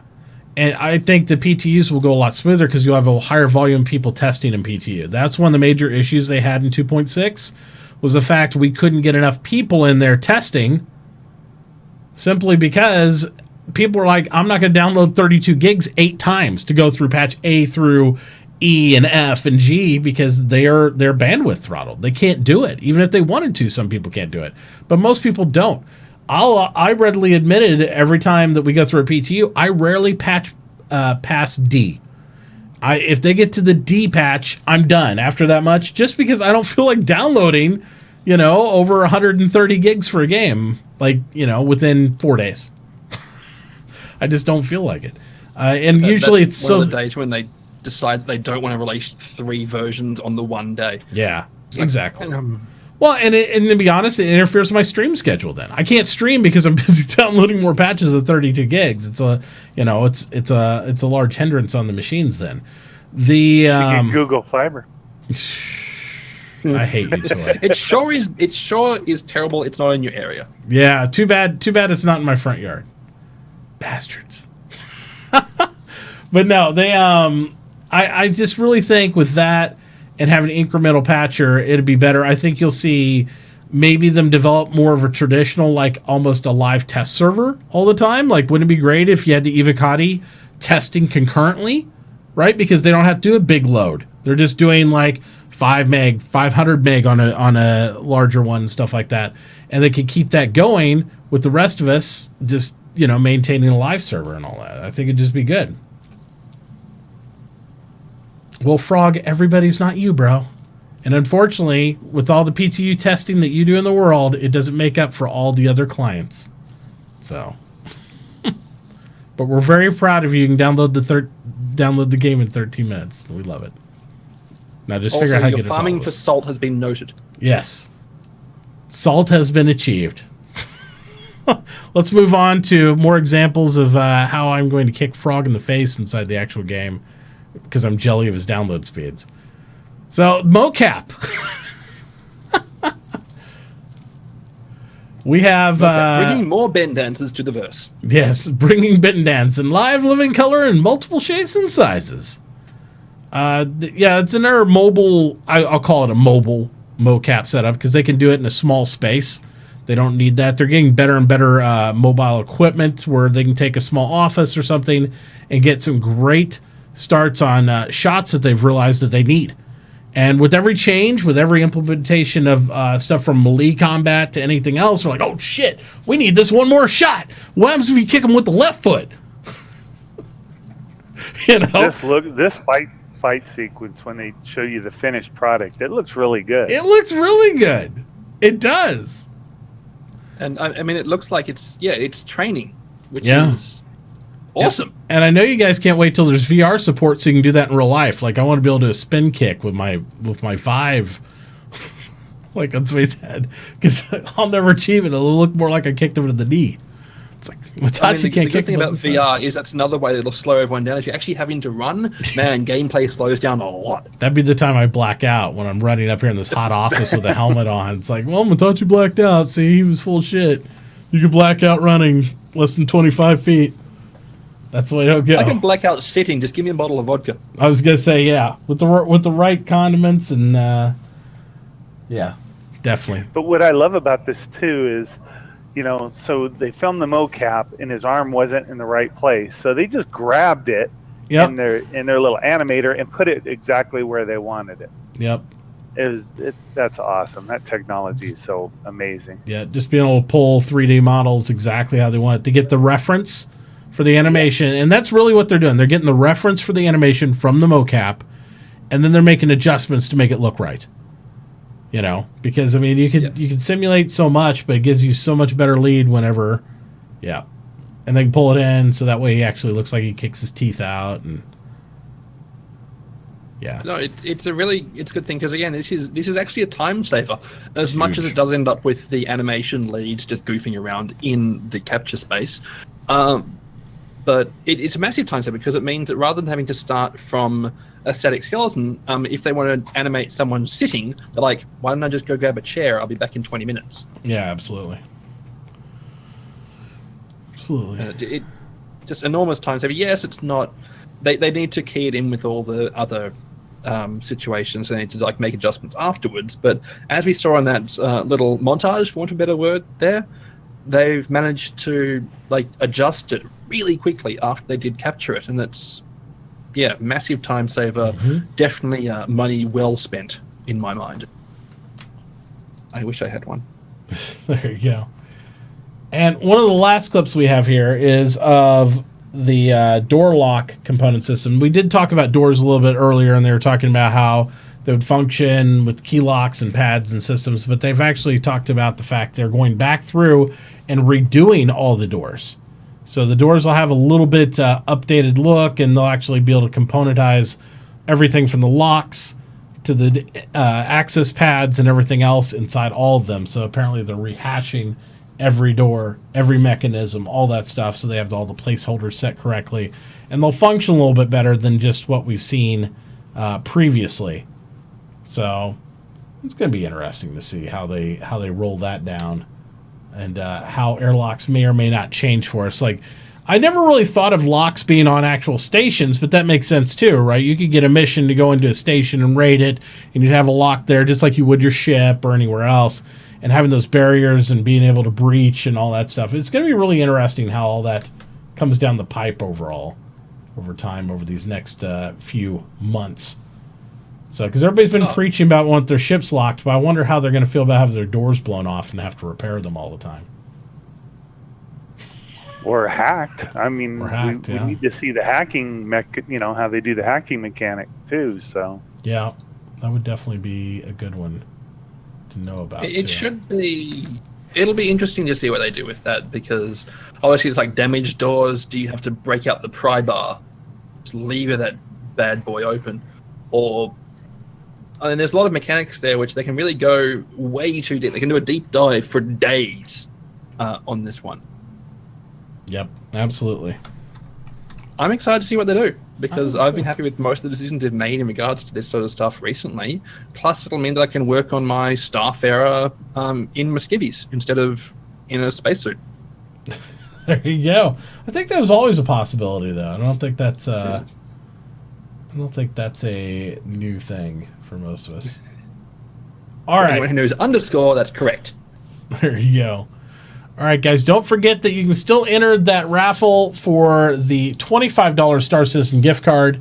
All you have to do is put !SpaceBros in chat, and make sure you're also following Mr. Farasalt's stream on Twitch right there, as Toy has put in all his information. And again, following him on Twitter won't hurt your odds at all.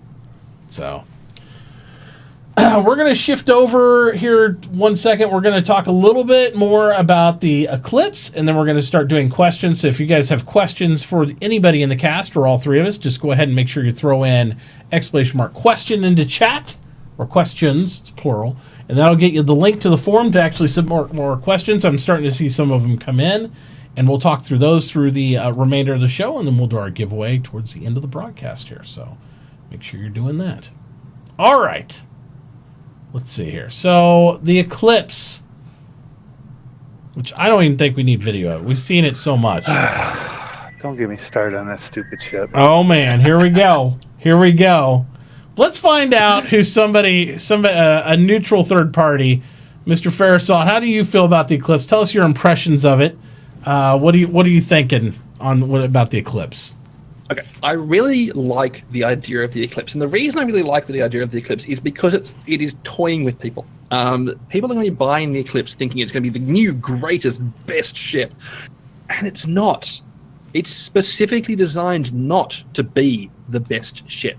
It's designed to do a specific role very well, but if you try to get into a dogfight with that one with admittedly two ballistic cannons, so two chain guns of some form, I don't think it'll be something you can just ignore completely, but it's definitely not going to be a threat if you manage to deal with those 3 size 9 torpedoes. Additionally, it's not even going to be a giant threat to something like a Polaris with its shields up. Yes, it'll hurt, but you can launch a dogfighter to go take that bad boy out pretty quickly. So I do worry that there's going to be a lot of salt from people who bought it expecting the wrong thing. But for the role that it's designed for, I think it's pretty cool.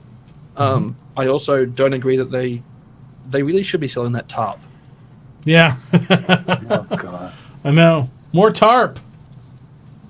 Come on. I just want them to be able, you should be able to buy that at the merch store. Like a bag of tarp. Like a whole folded up, beautiful silk tarp. Maybe have a logo on it. It'd be great. You say that, and you know what's going to happen? It's going to end up a freaking one of our subscriber flares. Well, it only took about 3 to 4 months of me bitching about them not having shirts that had just Star Citizen shirts, and they finally put them on there. So maybe after 3 or 4 months, maybe we'll get our tarps. Of course, today you are both twinsies wearing Polaris shirts. Apparently we are. We apparently called each other and decided to wear the same shirt. I wore this all day. I went out shopping for groceries.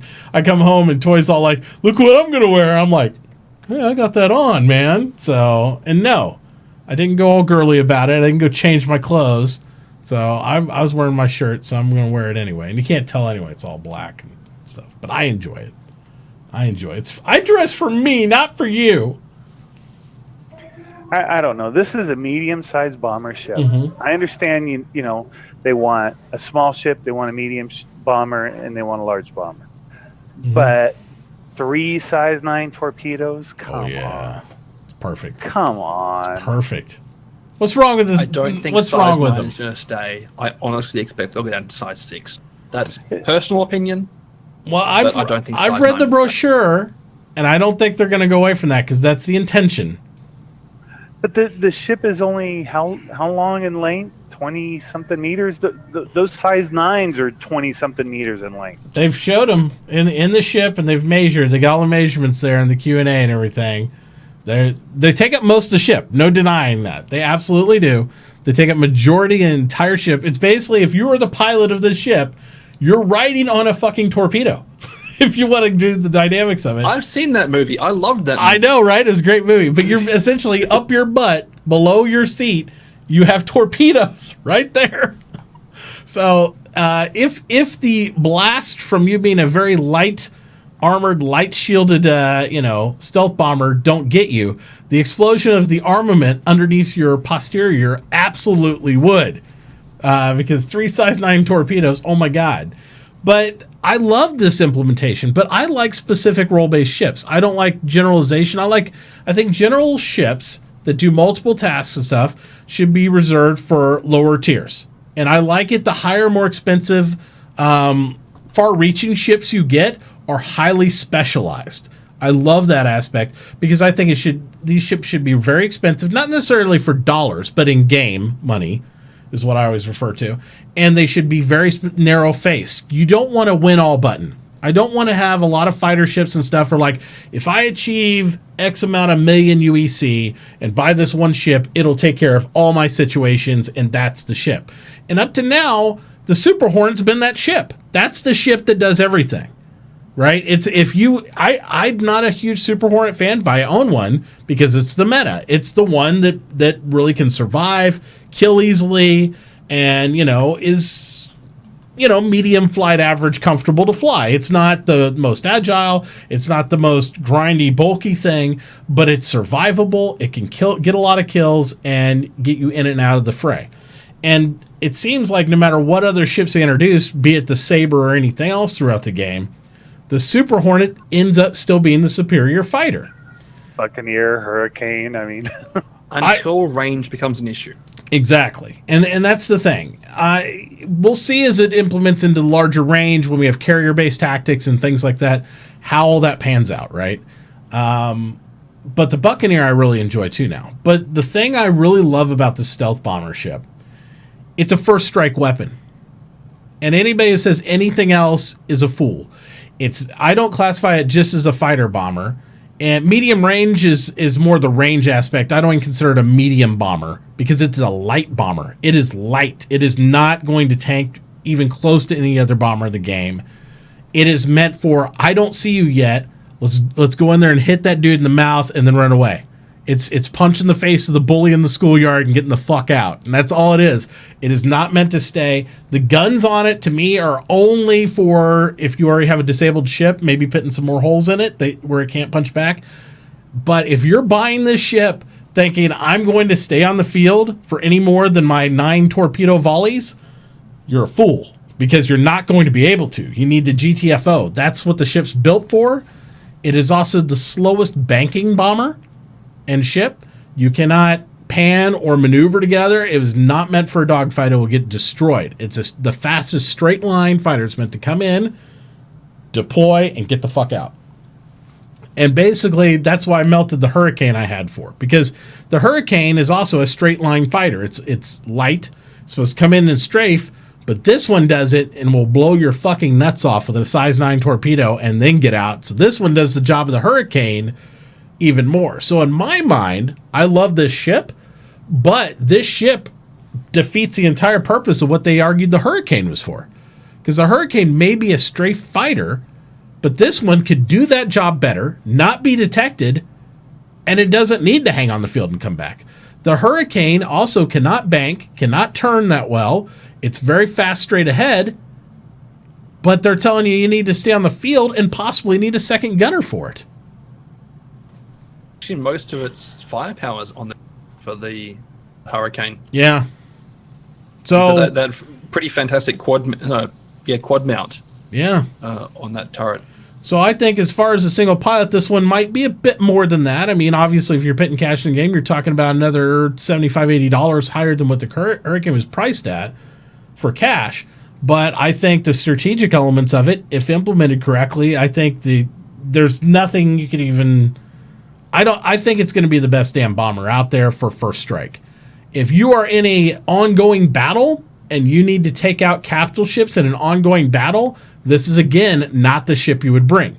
You would bring the Gladiators. You would bring the Retaliator bombers because those would be the heavy hitters that would come bring in the fray that could take some punches while they're trying to bring and deploy their missiles and torpedoes on the target.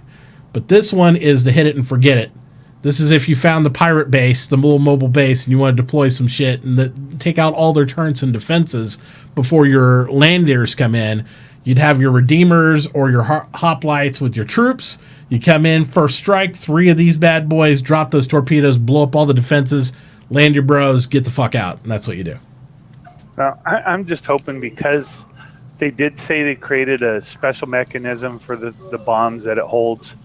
And from the animation that they showed, you're definitely only firing one at a time. I'm hoping that as it rotates to the next one, you have to reacquire a target. It takes even more time. So those 3 should be very, very slow between the, the fire rate as far as you're talking about. I would agree.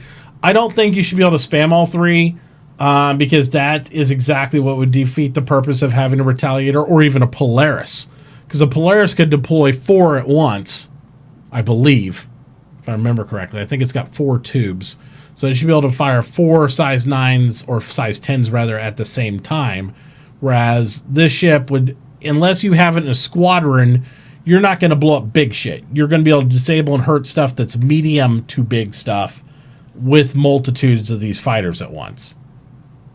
But that's the way it works. Yeah. Yep. Pengu just confirmed. That's right. That's what I thought. I thought I could do it because it had 2 separate tubes to do that in. But that's why it also requires engineer section and fire control and all these other elements and multiple crew. I think any ship that, and I would even argue this for some of the fighters we currently have, any ship where you can lock so many more, I think 3 right now is the limit.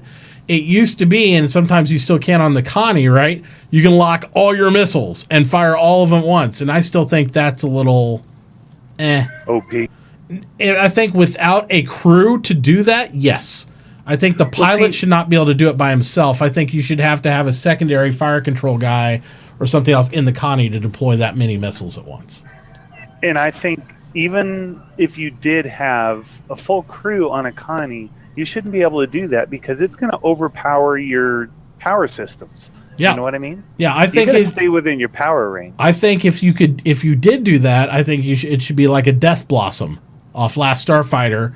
And what that does is if you fire all your missiles and all your payload from the Connie, right, and you do the Death Blossom, it shuts your system completely down and you have to reboot everything because it blew your entire system out. I'm okay with that. If it leaves you dead in space for like 2 minutes, okay. You wired all your gear to try to do the Death Blossom and that's it. And I'm into that. But yeah, I agree. I don't think get the old overheat in MechWarrior Online. Yeah, I don't think you should be as a pilot be able to ever fire 25 missiles solo by yourself without a crew. I just don't think that should be a thing. And right now with the Connie, you can still lock in some instances and deploy like your entire payload. And I think that's just nah. Yeah. It's also how I spent 1 million Alpha UEC in just under an hour. There you go. But no. But yeah, I'm pretty happy with the direction they're going with this, and I plan on outfitting Overwatch, our organization, which by the way has a meeting on Sunday night at 7 p.m. CST.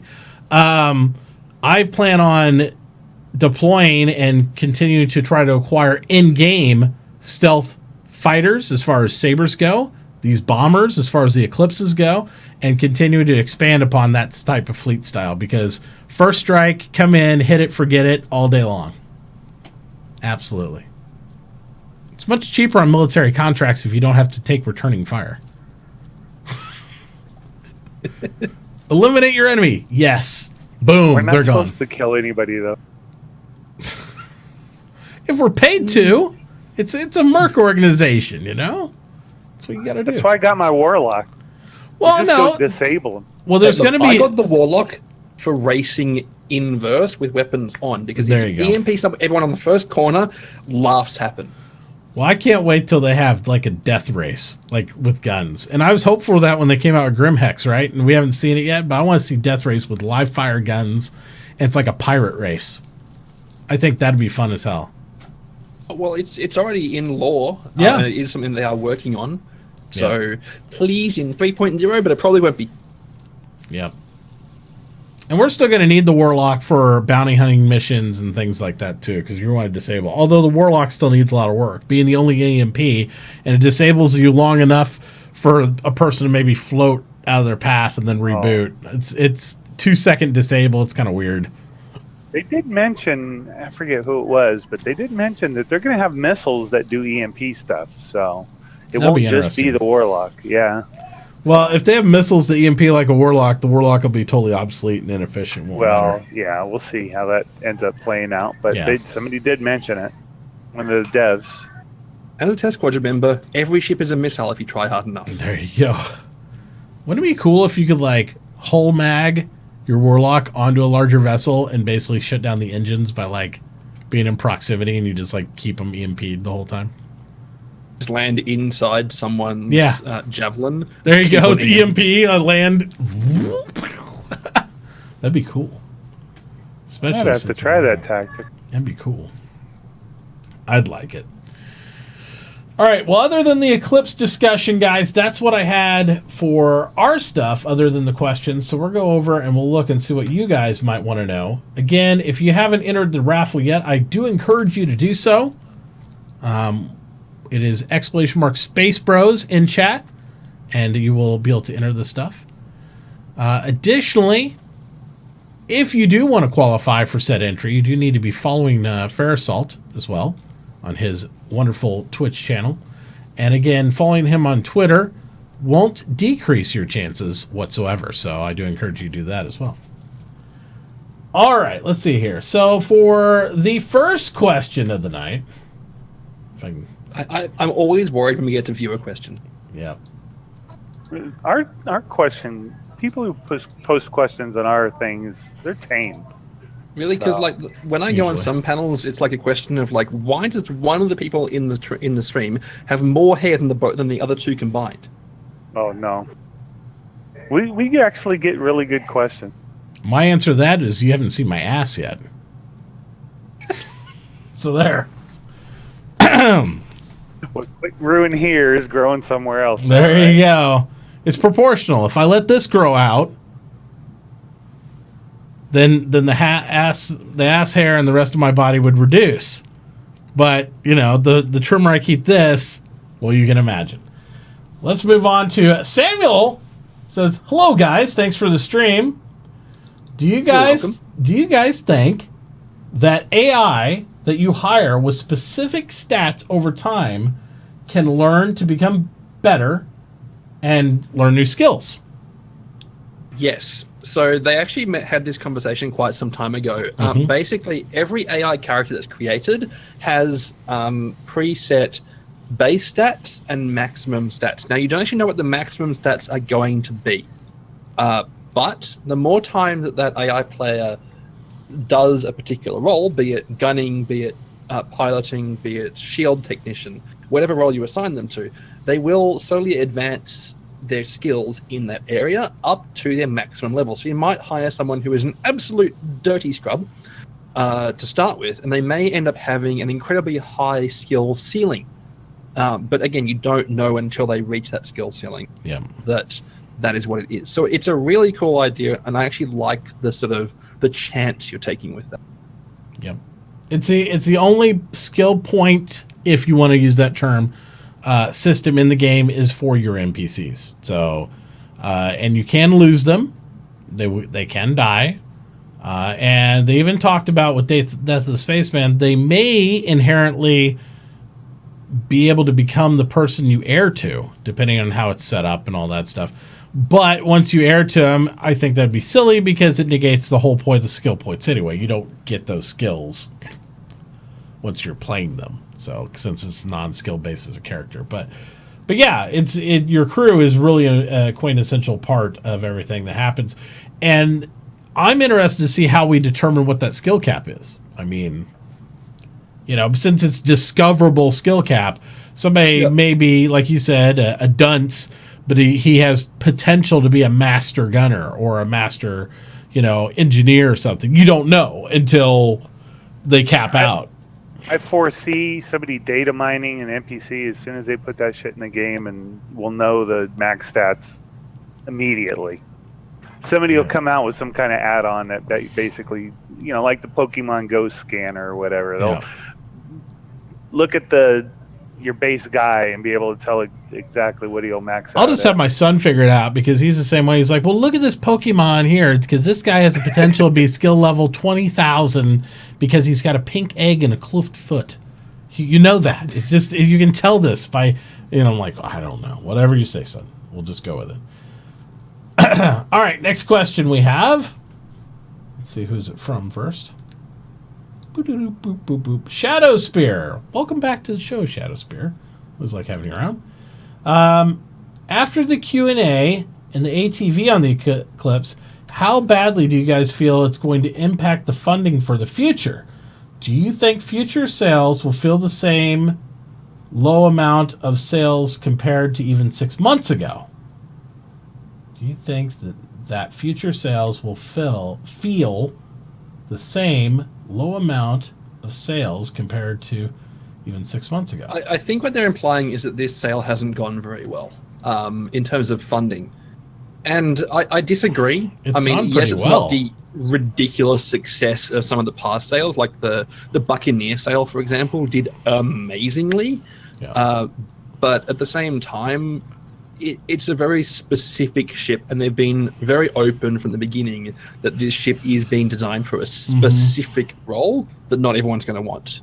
So, well, how much did it end up capping out? Because when I heard it, they made $1 million the first day off of it. Yeah, but that's not that good compared to some of their previous sales, which is kind of terrifying. Yeah. Okay. But, and if anything, I think it's more reflective on the education of the people buying the ships. I think more of us understand, and they're being more clear with the description that, hey, not everybody's going to like this ship. Like, Toy has no desire to have this ship at all. See, my biggest hesitation with this ship is they came out Thursday with a special email saying, buy this new ship. Yeah. But they wouldn't even tell you what kind of ship it was, what it did, anything about it. They wanted your auto buy. Yeah. And, they tried to pin you in with this, you'll get your special serial number and your special this and special that, which is nice. I agree it's nice, but here's my counter argument to that. The reason I never feel, even though I kind of feel like I'll point at it too, and I did last week, I'll point at it too and be like, yeah, I saw that email and, blah, blah, blah. The way they're set up, they can't block you in. Because, right, we get our money back. We get the credit back. We get all this stuff. Because most people buying that type of ship aren't putting new money in the game. We're shifting our fleets around at this point. A lot of us are. There are some people that are, and that's what reflects into, like, the $1 million and all this stuff. But it's not like the other ships where they raise 2 or 3 or 4 million because it's an everyman ship. And I think by them making specialty role-based ships like this, it diversifies the type of fleet compositions that you'll see in space. Instead of, again, everybody having like, here, we'll just have 60 Super Hornets. Everybody's good. This is what it is. There's one bomber. I want there to be ships that are shitty. I want there to be ships that will allow you to make a bad choice, right? It's like, I bought an Eclipse. I'm going to bring it to a dogfight. Well, I want you to be that idiot. That would be great because then I'll blow up your $250 ship in a dogfight that's not meant to dogfight. You have to have the diversity of ships that are role-based. Because I think in a one-on-one fight, an Aurora LN is going to beat an Eclipse. I agree too. Especially if you fly it like a test member, where you fly it directly into the cockpit of the opposing ship. So I think you win in most of those cases then. It's built durable for a reason. That's right. Say that. And in many cases, if you're flying an Aurora LN, you would probably survive that impact with the Eclipse because it's a light ship. Because I've seen it happen with the LN ramming something else. The other thing is destroyed, and the LN just floats along its merry way. Because we do need to get the damage tech team to make sure that I can punch an Aurora-shaped hole. That's in right. That Eclipse. So it's all cartoon style, right in the side wall. Boop. No, but seriously, I think I want to see more diversified ships that are special role based. We have, in my mind, we have the generalized ships out there. We have the Connies, we have the Auroras, we have the Avengers, we have these ships that kind of fill sort of roles. They'll do a little cargo, but they fight pretty good. They'll do a little bit of this, but they do this or better. We have those. This ship is for A. This is a hammer. It's meant to hit nails. This is a screwdriver. It's meant to screw screws. I want those in the game. And I want to see more of them because then I have ships that are superior if I make the proper application with the ship. If as an FC, I choose we're going to do a first strike operational run on a target, and I say I want 5 eclipses to do this, I want to follow it up with redeemers for the landing party and some hoplites, and then I want to do this and this, then I want to have the overall element of being more successful because I have the proper composition of my fleet to implement my strategy. As opposed to another person's like, we'll just take 10 Connies in there, we'll blow shit up, and we'll hope for the best. My shit will come in and wipe them out, do it professional, do it tactical, because I have the tools at my disposal. So, and that's what I want to see. I want to be able to have those two choices. You could fucking wing it with some general stuff, or you can come in and just have operational superiority because you chose a better composition of stuff. Not because you chose the one catch-all ship to defeat everything. Of course, these operationally specialized ships, like the Eclipse, will have counters. So if you're going up against a fleet which has amazing detection capabilities, and you try to be all sneak in your Eclipse, if you're detected in the Eclipse, bail. Exactly, and that's the whole thing, because then you have those strategies of, if you have the right intel and the right application, you can win easily. If they bring the right counter to it, rock, paper, scissors, boom.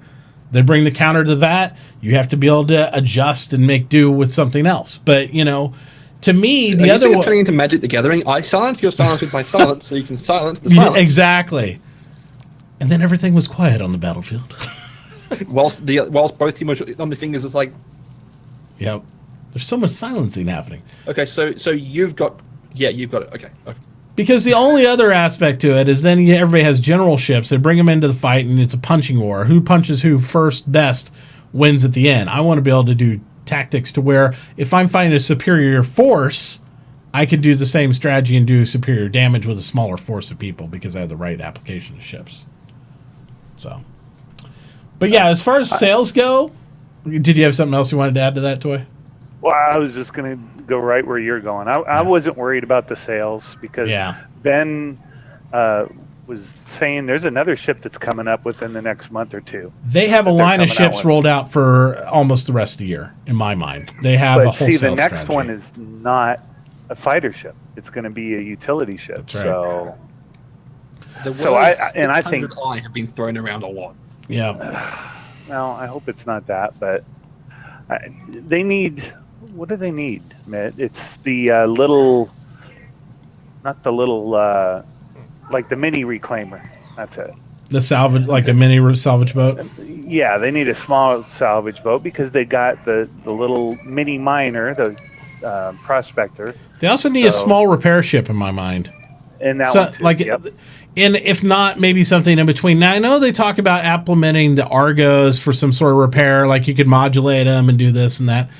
I don't know. I mean, I think I want to see a role-based ship for a general class that might have multiple things to do, right? But more in line with each role, be it mining, we have the prospector. I want to see ships for each class under $200. That's my goal in what I think. We had the prospector as a single-seat miner. We have, the repair ship, the Crucible is like $300 or $400. I mean, it's a little more multi-crew unfaceted. And I know they say, well, you could salvage her or with whatever and do this. I wouldn't mind seeing hand like tools. With hand tools. And I'm like, there's got to be something between me using a claw hammer and like buying a $400 ship for salvaging. I think that would be good. Somewhere in that mark, somewhere between the giant clawing shredders of a reclaim and me with a welder. Yeah, somewhere in between. That would be nice. And I know they talked a lot of cross-roll stuff, like, well, you could kind of do this maybe with a prospector, or you could kind of do this with that. And they talked about these ideas of that. Let's not do that. We have generalization ships. If you want to sell parts and modules and stuff where we could do a little sample mining with some of the other general ships, sure, that's fine. We have so many ships, though, right? We have so many ships. I mean, they're nearing on 100 different ships here, probably by the middle of next year. If they get all these other ships rolled out they have planned and stuff. Let's do more role-based ships. That I'm fine with them adding module stuff. Get more role-based ships where you have diversity. I want to be able to look out in a mining fleet and see 2 or 3 different types of mining ships out there. Just, that it'd be neat to. Because, I don't want to see cookie cutter. Hey, I'm in a mining field. Look, prospector, Orion, prospector. I mean, that's kind of boring to look at. I want to see a diversification of different styles, maybe an alien mining ship.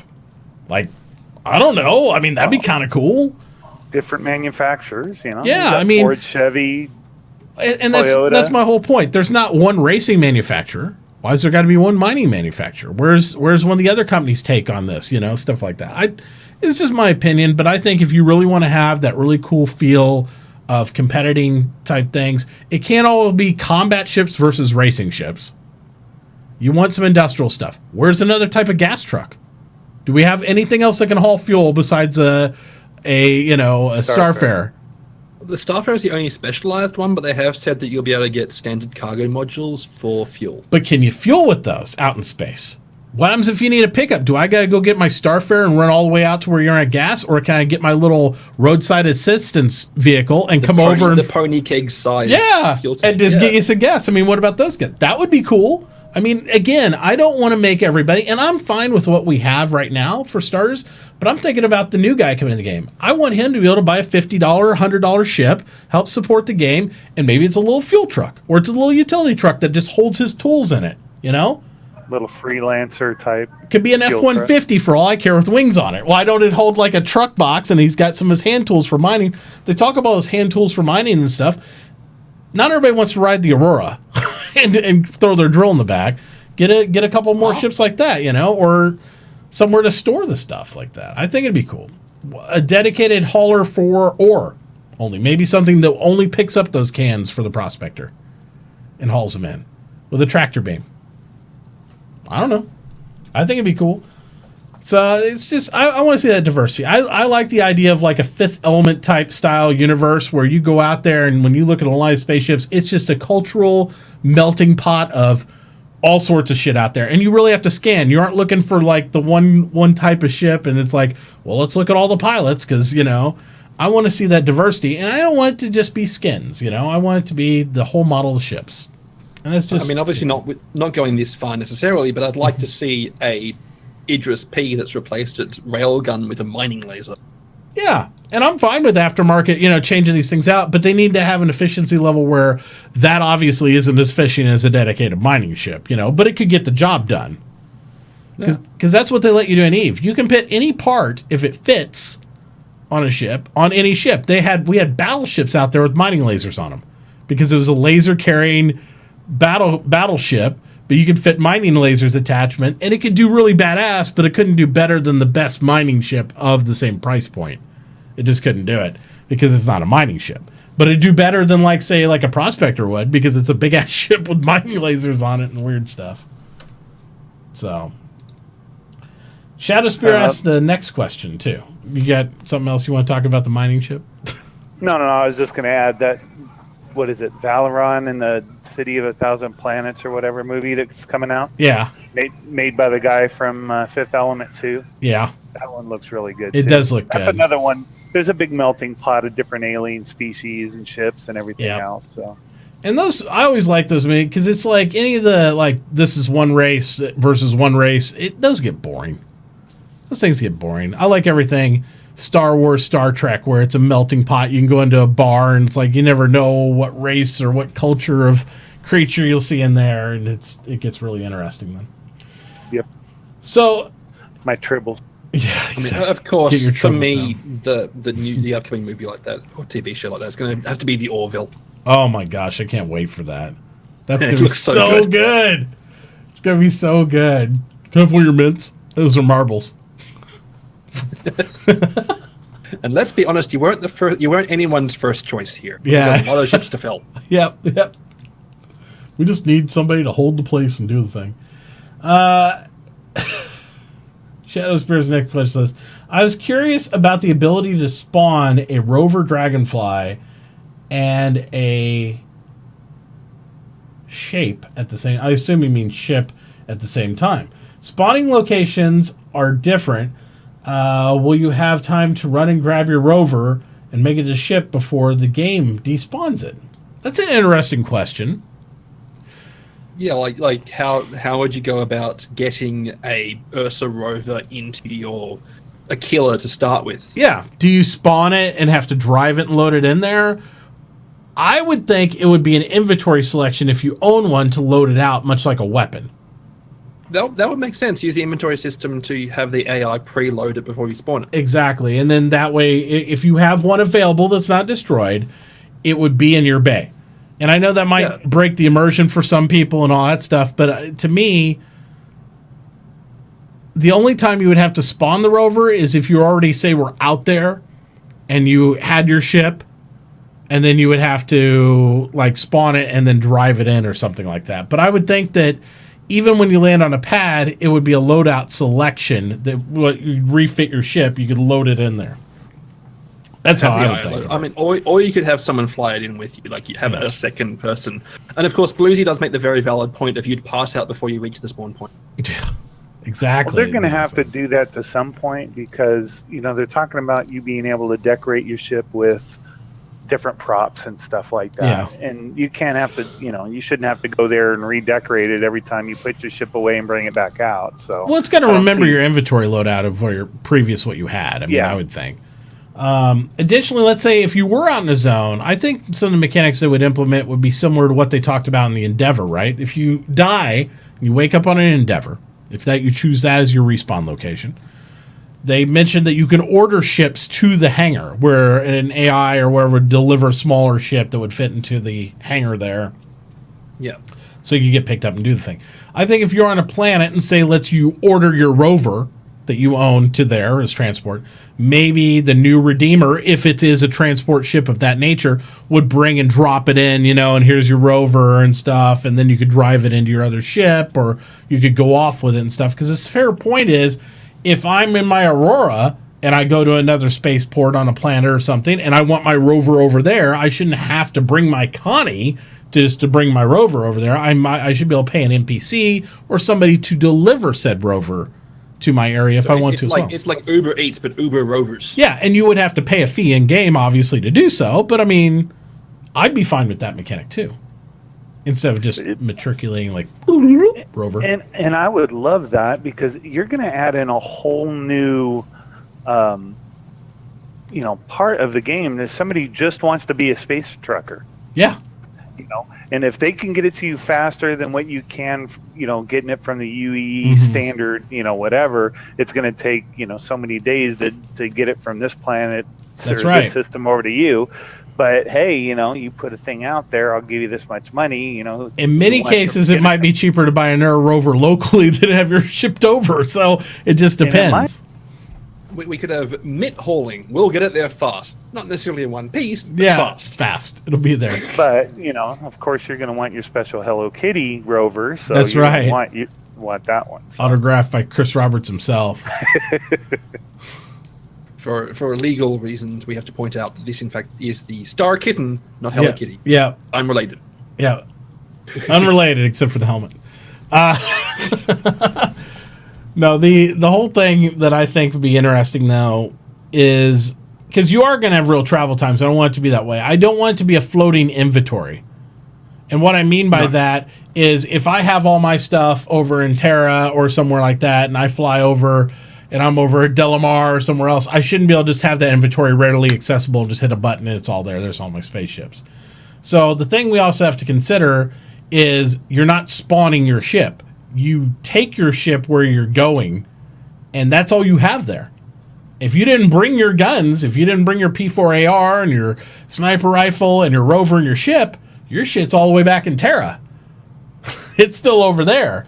So unless you're buying more stuff to ship it to you, but yeah, you get it. And the important aspect in that is the fact that this is what makes you want to have bases other places and apartments and storage and inventory, because that's what's going to lead you to like, oh, I need operational stuff here in this area of the verse because I have stuff there, but I didn't bring my whole house with me. And some people are going to be pack rats and want to have like a Banu and bring their whole house with them everywhere they go, while other people are going to be a lot more like me, and I'm going to want to take the fastest ship I can across the verse and have a stash over in the other area that I can operate out of. And that's what makes it go from, oh my God, I have too many spaceships and I don't have any reason to get more ships, to like, well, you flew your brand new Eclipse over here, or you flew your Aurora over here, but your buddies met you here from all over the verse. So now you need a Connie here. or now you need this ship there. And now it makes sense to have 2 Connies. Now it makes sense to have 3 rovers. Now it makes sense to have more Dragonflies available because you have them littered all over the verse. And that's where the assets come in. One of the best enablers in Star Citizen. Well, I'm just saying. I'm not saying pay cash for them. But Far more spaceships. But as advised by Mitauchi. That's right. Buy. Whatever it takes to fund my game so I get to play it, do it. No, but that's my goal in the verse. I have all I need to start with, in my opinion. I have more than what I need to start the game with. But I'm going to want more to earn in game because I'm going to want to have all these way stations of multiple ships all over the verse. So if I blow up my Polaris here, I'm going to want to be able to go one system over, and I have a Polaris in storage. I have 2 more over here because I hope they do cooldowns where if a capital ship blows up, it takes a week or 2 to get back. I really do. That gives me a reason to have more capital ships. I also hope they introduce more ships like the Bengal where you can't actually buy it or insure it. Me too. And not necessarily something it takes an army to take over or repair. So maybe you could find wrecks or void things that maybe are like Retaliator size, where it takes like 4 or 5 guys and you could repair it and you got this ship and you do this aspect. But it's not something that you could ever... You can lose it, but you can't really get it any other way than to find them. Like maybe an alien mining ship would be a perfect thing for that. Maybe you just find these certain ones that are not available on the market. It'd be really. I think that'd be a really interesting thing for them to add. Yep. Because it'd just be a really interesting way to add more depth to the game, and people will be like, "Haha, I've got this fancy ship, and is that a pirate? Uh-oh." Yeah. Well, I'd also want to make some of them where they have no intrinsic value to where you could sell them. You know what I mean? So that way it's only for earn and use because there's some benefit to them or something like that. Because otherwise it could become a whole, like, people are getting them and just getting them to, like, sell and try to roll money and all that stuff. I wouldn't want that. I want some sort of other value. Like something like it's technology to where nobody's going to touch it with a 10-foot pole. Because the argument with the Bengal is the reason that you would never be able to repair and sell a Bengal even as an org is because it's essentially a military vessel. You're not supposed to have it. So if you tried to go sell the thing and be like, hey, yeah, we'll just take that back. Thanks for fixing it up. Because we're the UE. That's our Bengal now. So, yeah. Can you imagine the level of salt if it got confiscated? Oh, my God. I'd ram that thing into a planet. Yeah, it's like, you want it, I'm bringing it all. That's it. There it is. I'm going to bring it straight to small special delivery just for you. Yeah. We're right into Area 18. Oh, my God. Yeah. And that's where they'd focus on the new mechanic where you can't do that, you know? It's like, here's why. Oh, my gosh. All right. Long question you may want to skip. I didn't even see who asked it. Let me see who I can get accused. Oh. I just love it. Oh.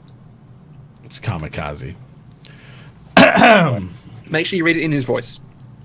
Oh, my God. I don't know if I can do that Hi, right guys. now.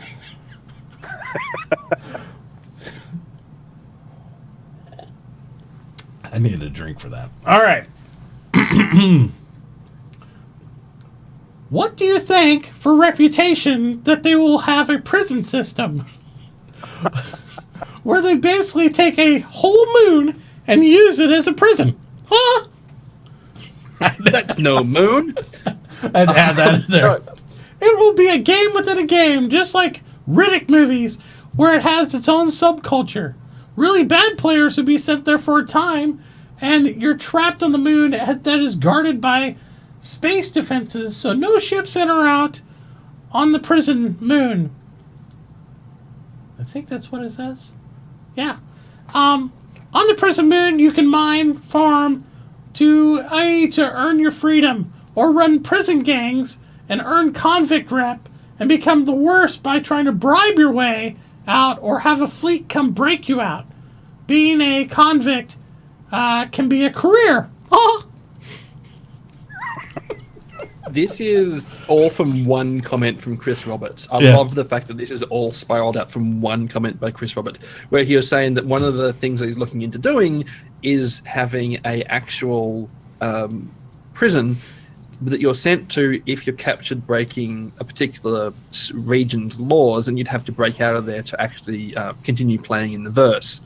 Now, I think that was one of the situations where Chris's dream is a bit ahead of reality. I don't think we'll go that far into it. Yes, I think there'll be a system in place for the prisons, etc., but I don't know how far it'll go. Either way, I'm applauding you for answering that question just because it made Mitauchi do that voice. Yeah. I think, end game later on, that would be something awesome to add in. They have military bases, established military bases on these planets. Why not, when you get busted for something, that's your prison cell, and maybe your friends can track you down and try and break you out of there, and that could be a whole game mechanic itself. But that's definitely going to be later on down the line after the game's released. I think it'd be cool, but I think the only way you'd ever get that in there and be accepted for it to be optional.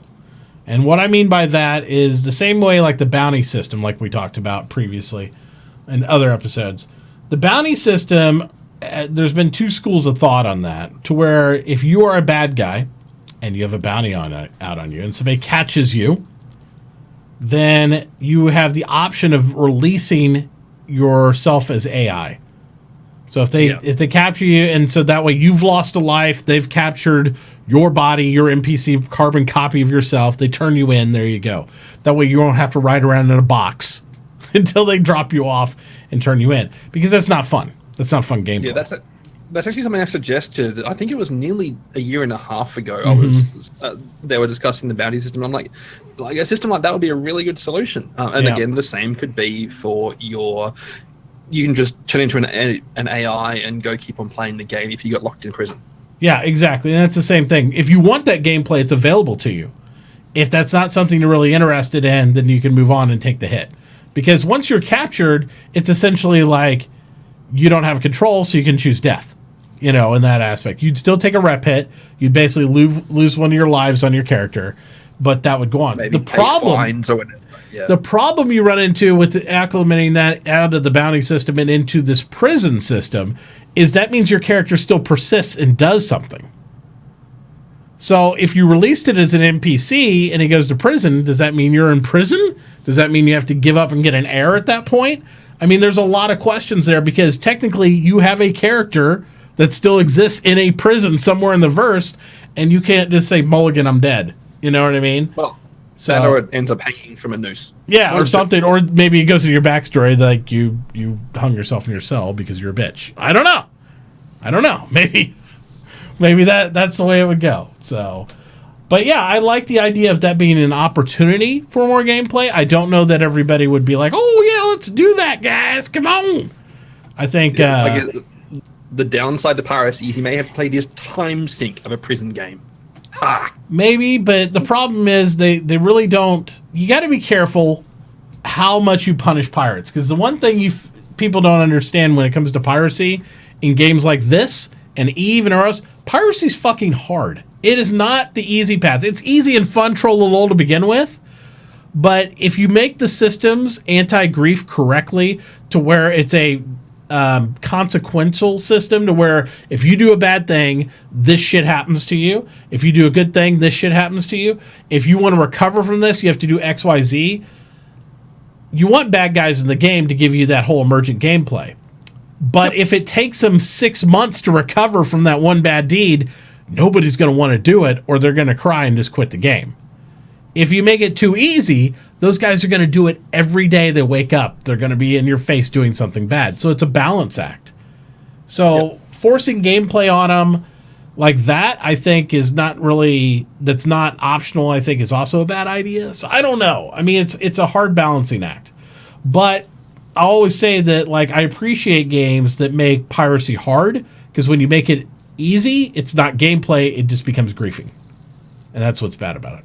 Whereas having some balance where it's rewarding, yeah, but you don't want to go too far, is probably a really good one. Yeah, and it's hard to discover where that line is until you actually go into testing and you try it out, because then you got to adjust the dials. It's a very hard aspect because you have some people that play these games that are just like, if he robs me, he should just lose all his shit and he should be out of the game and that's it. And you have other people that just want to dip their toes in the bad side, and if they don't like it, they want to be able to recover from it. So you got to kind of go in between. So it's hard. These have been really good questions. I'm slightly worried. They are. Well, we talk about this stuff so much. We'll be playing PUBG talking about Star Citizen and stuff. So our viewers are pretty on top of stuff. What is your opinions on the death tax being tied to your wanted level to deter griefing and incentivize clearing your record? See previous answer. Next question. Yeah, pretty much. Yeah, the death tax, we don't even know where it really is. I mean, at this point, it has been clearly defined, so we don't know. And it would be a pay-to-win system if they did that, and you don't want that, so. No, it gets bad. It gets really bad. Having your, wanted levels reset through a death, bad. Yeah. Having some attrition there, definitely. But you don't want it to be too far either way. And if you're trying to incentivize people clearing the record, the problem is then you're eliminating people from staying in that style of gameplay. Some people want to be pirate kings. They want to be the pirate. And you don't want to constantly... I mean, I use the word punish carefully in this because, yes, there are consequences for choosing that. Yeah. But you don't want to make it to where nobody gets to play that aspect of gameplay, or what was the point of making it? Yeah. That's the whole thing, is wasted resources. I like the idea that people can live in the gray area of games morally. And I think that makes games a lot more interesting. And that's half the reason that I'm really like the whole mercenary bounty hunter, where you could be a good bad guy, in other words, you know? I like those things. What one could refer to as a morally questionable rogue. Yep. Or a gentleman of negotiable morals. That's why I've always called myself in games a benevolent dictator. So I listen to my people, but my answer is the final answer.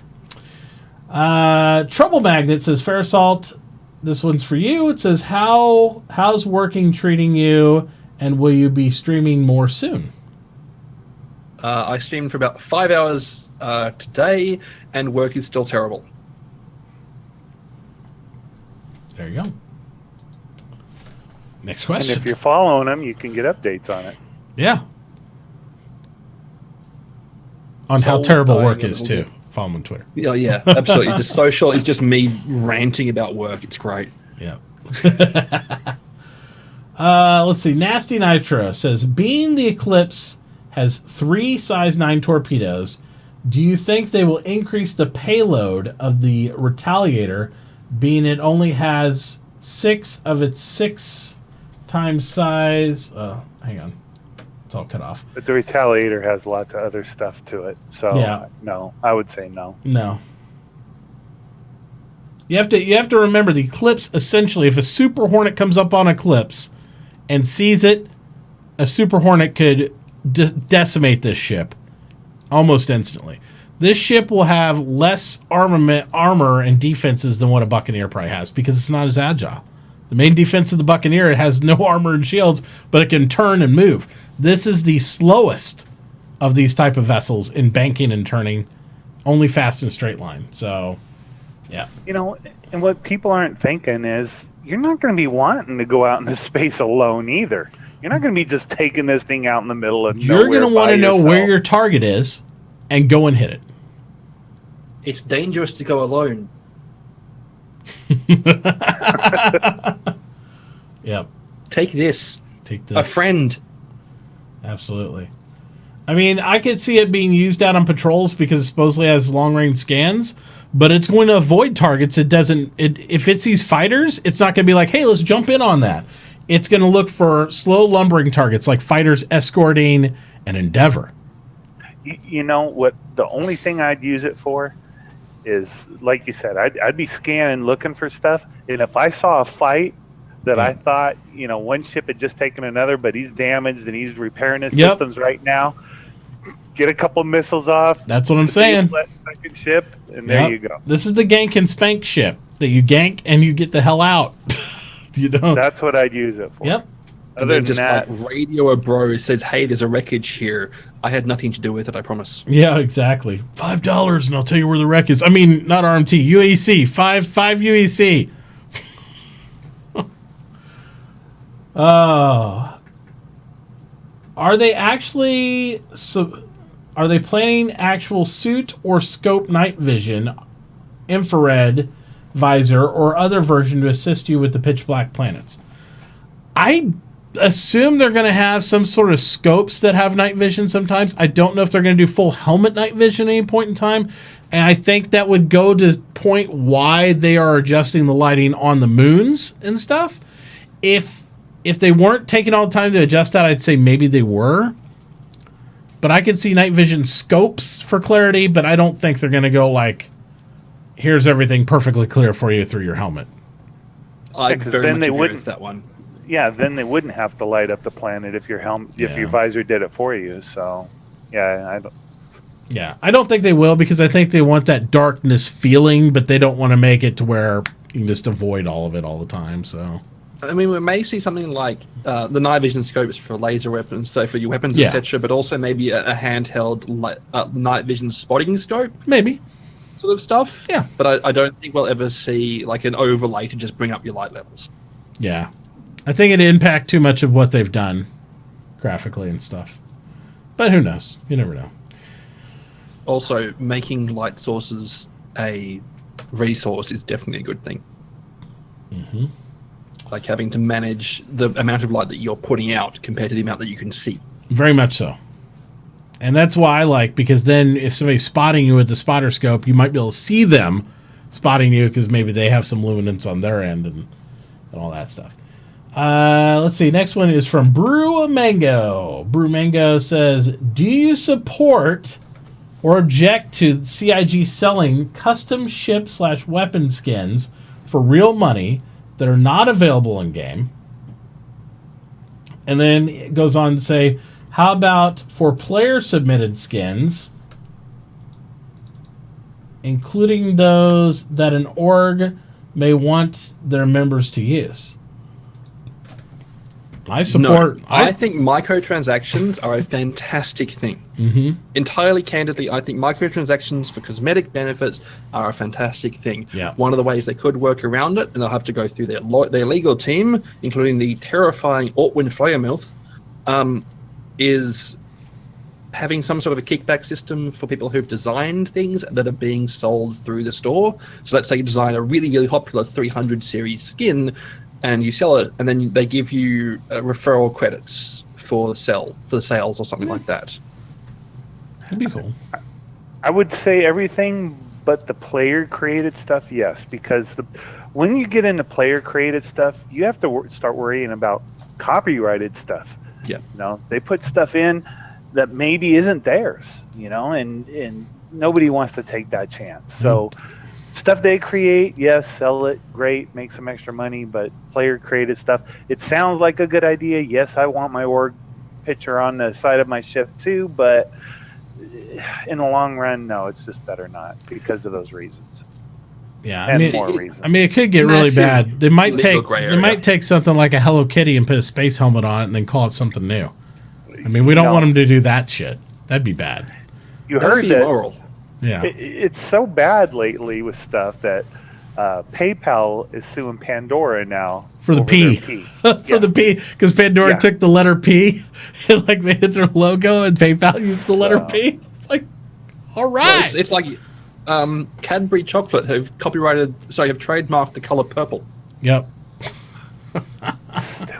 It's crazy. You can't sell a chocolate in a purple wrapper. But I will say the opposite. Actually, I do support, like they do, the customization, but I also support the player submitted skins. And this is the only way I would support it, though.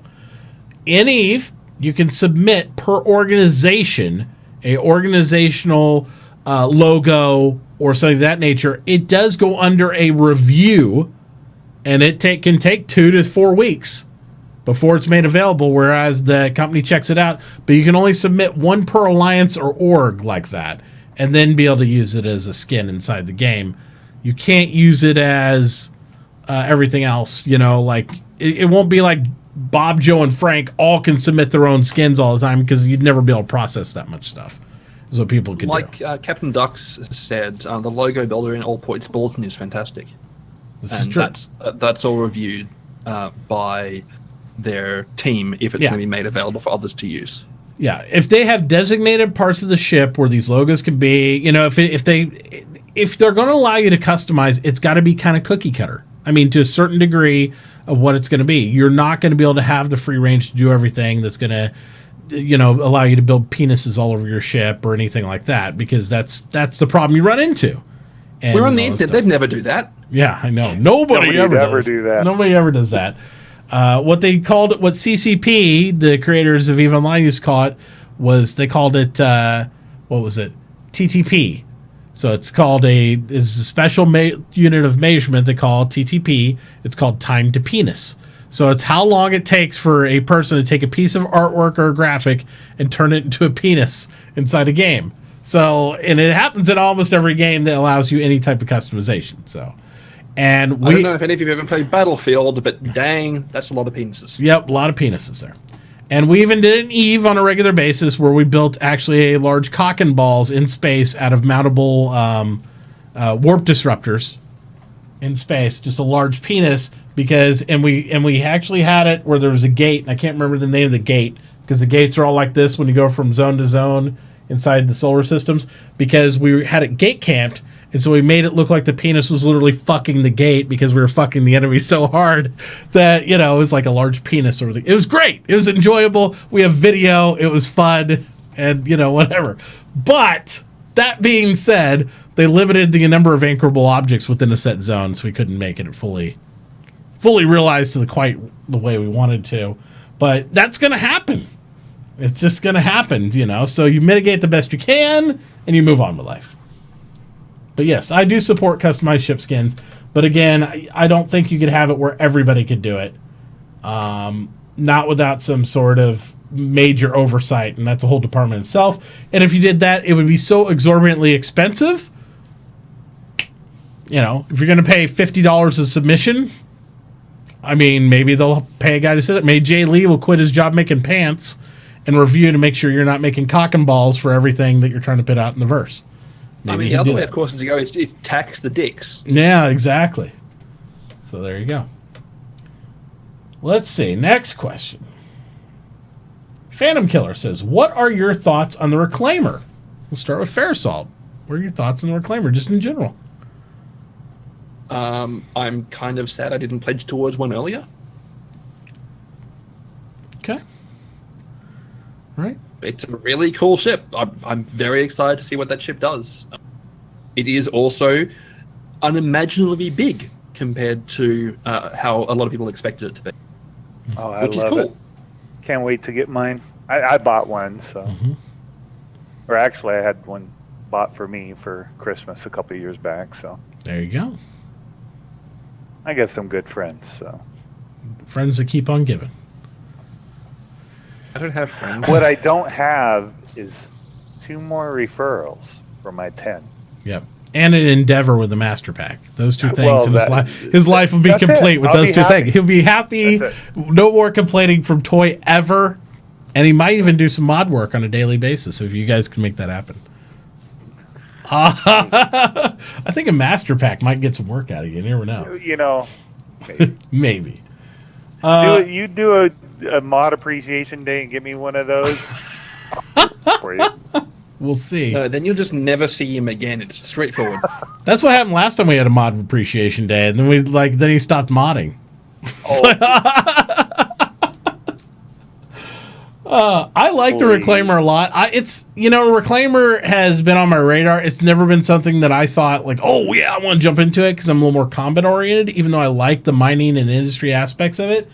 But after seeing those teeth inside there, those gears that grind stuff up in that white box, it was like, oh my God, that looks amazing. And then seeing it fleshed out and in motion with the claw that comes out and the grinding aspect inside. I still want to know how they load that thing. I want to know how they get the stuff from outside in the claw that only goes like this inside and grinding up in the teeth. I don't see the connection, but I can see, a great mechanism in which to get information out of various people. I don't know. I told you how I speculated how it works. Yeah. You get the big cutter that grabs and cuts the pieces, and then your little, what do they call those little things? The little manipulator arm things on the side you see of it? No, the actual little ships, the droids. The droids move it over. Grab the piece and put it in. I think that's how it's going to happen. I don't know. I just want to know. I just want to see.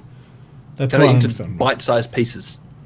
Yeah, I mean, you're going to see it cut it up and whatever. I just don't know how. Does it drop it in the top? I don't even know where the door is to get in there. Is it in the top? Does it suck it up underneath? I mean, because it's got downward grinders, you'd think it's got to drop it in something and do some things. I don't know. But that's why I want to find something comes out of the claw retracts. Things and stuff. Yeah, I want to know more. And that's the way they shot that video, leaving us wanting to know more. I guarantee it. So. And it's an anti-grav room. Effective marketing campaign. I'm telling you. I love those anti-grav For every rooms. failure their marketing department has with making memes, programs, everything else. I'm sorry, you've summoned Jay Lee with all your talk of pants. Oh man, he's got answers for us right there. I know. It's actually a massaging room. Damn, that's deep tissue, baby. Deep tissue massages in that room. Also, if you're interested, Jeremiah Lee, now on Twitter. Well, interesting enough, we're getting towards the end of the show, and he knows we're about ready to play some PUBG after the show, during the after show, so I'm sure that's why he's here. Because Jay Lee always plays with us. Let's see. And so, yeah, the Reclaimer's awesome. Last question of the night from Echo 3 Bravo. He says, do you think capital ships will require quantum fuel like smaller ships do? And what kind of ratio of capital to fuel? Oh my gosh, I read sometimes. Words are hard. Words are hard for me tonight. Could be the fact I finished off the rest of that Captain Morgan. Do you think capital ships will require quantum fuel like smaller ships do? And what kind of ratio of capital to fueling ship would be required? I mean, I'll jump in straight away with that one.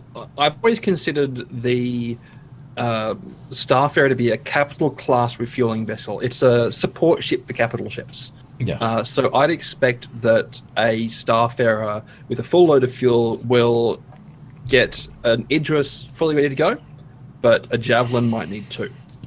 Yeah, I don't know. Is my idea of volumes. I don't know if we've ever had any information about the volume of fuel any capital holds. Like, I mean, obviously, we haven't.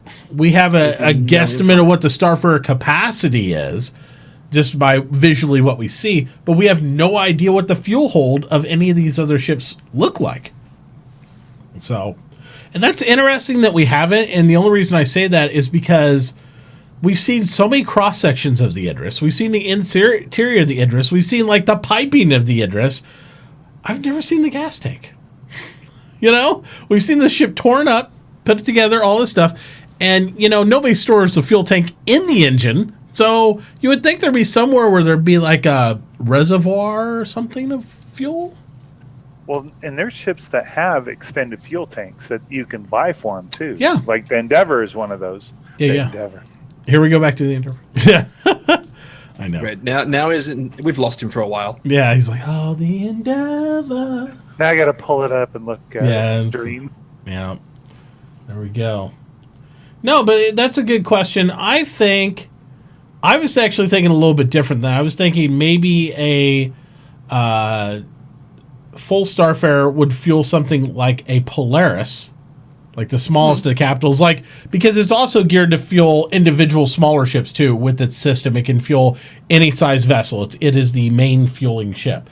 I was thinking at capacity it could fuel like a Polaris or something that goes on a long range patrol, right? Because all capitals have a huge range, and then to fully fuel like a Idris or something like that, I was thinking it'd be 2 to 3 of them, and I was thinking a Bengal javelin. It's going to be like 6. It's something that would require a complement, and I'm thinking more along the lines of price point. Like if you're thinking about $300 or something of that nature for a regular Starfare price point, it would take like 1 or 2 Polaris, 3 or more for this, and just capacity wise. But that's without any information, just throwing a lawn dart into a dark room full of people, which is not safe. So I wouldn't Just listen for the screams, and you'll know you hit find something. But that's about it. That was my take on the whole situation. Because you want it to be where it's not like Joe can go out and get gas for the entire whole fleet. Like, oh, I just went out and got filled up. You want to make it a job, a recurring job. Like we can empty the whole thing, fill it. It's a capacity thing. But the capitals are going to be, they don't need to be refueled as much.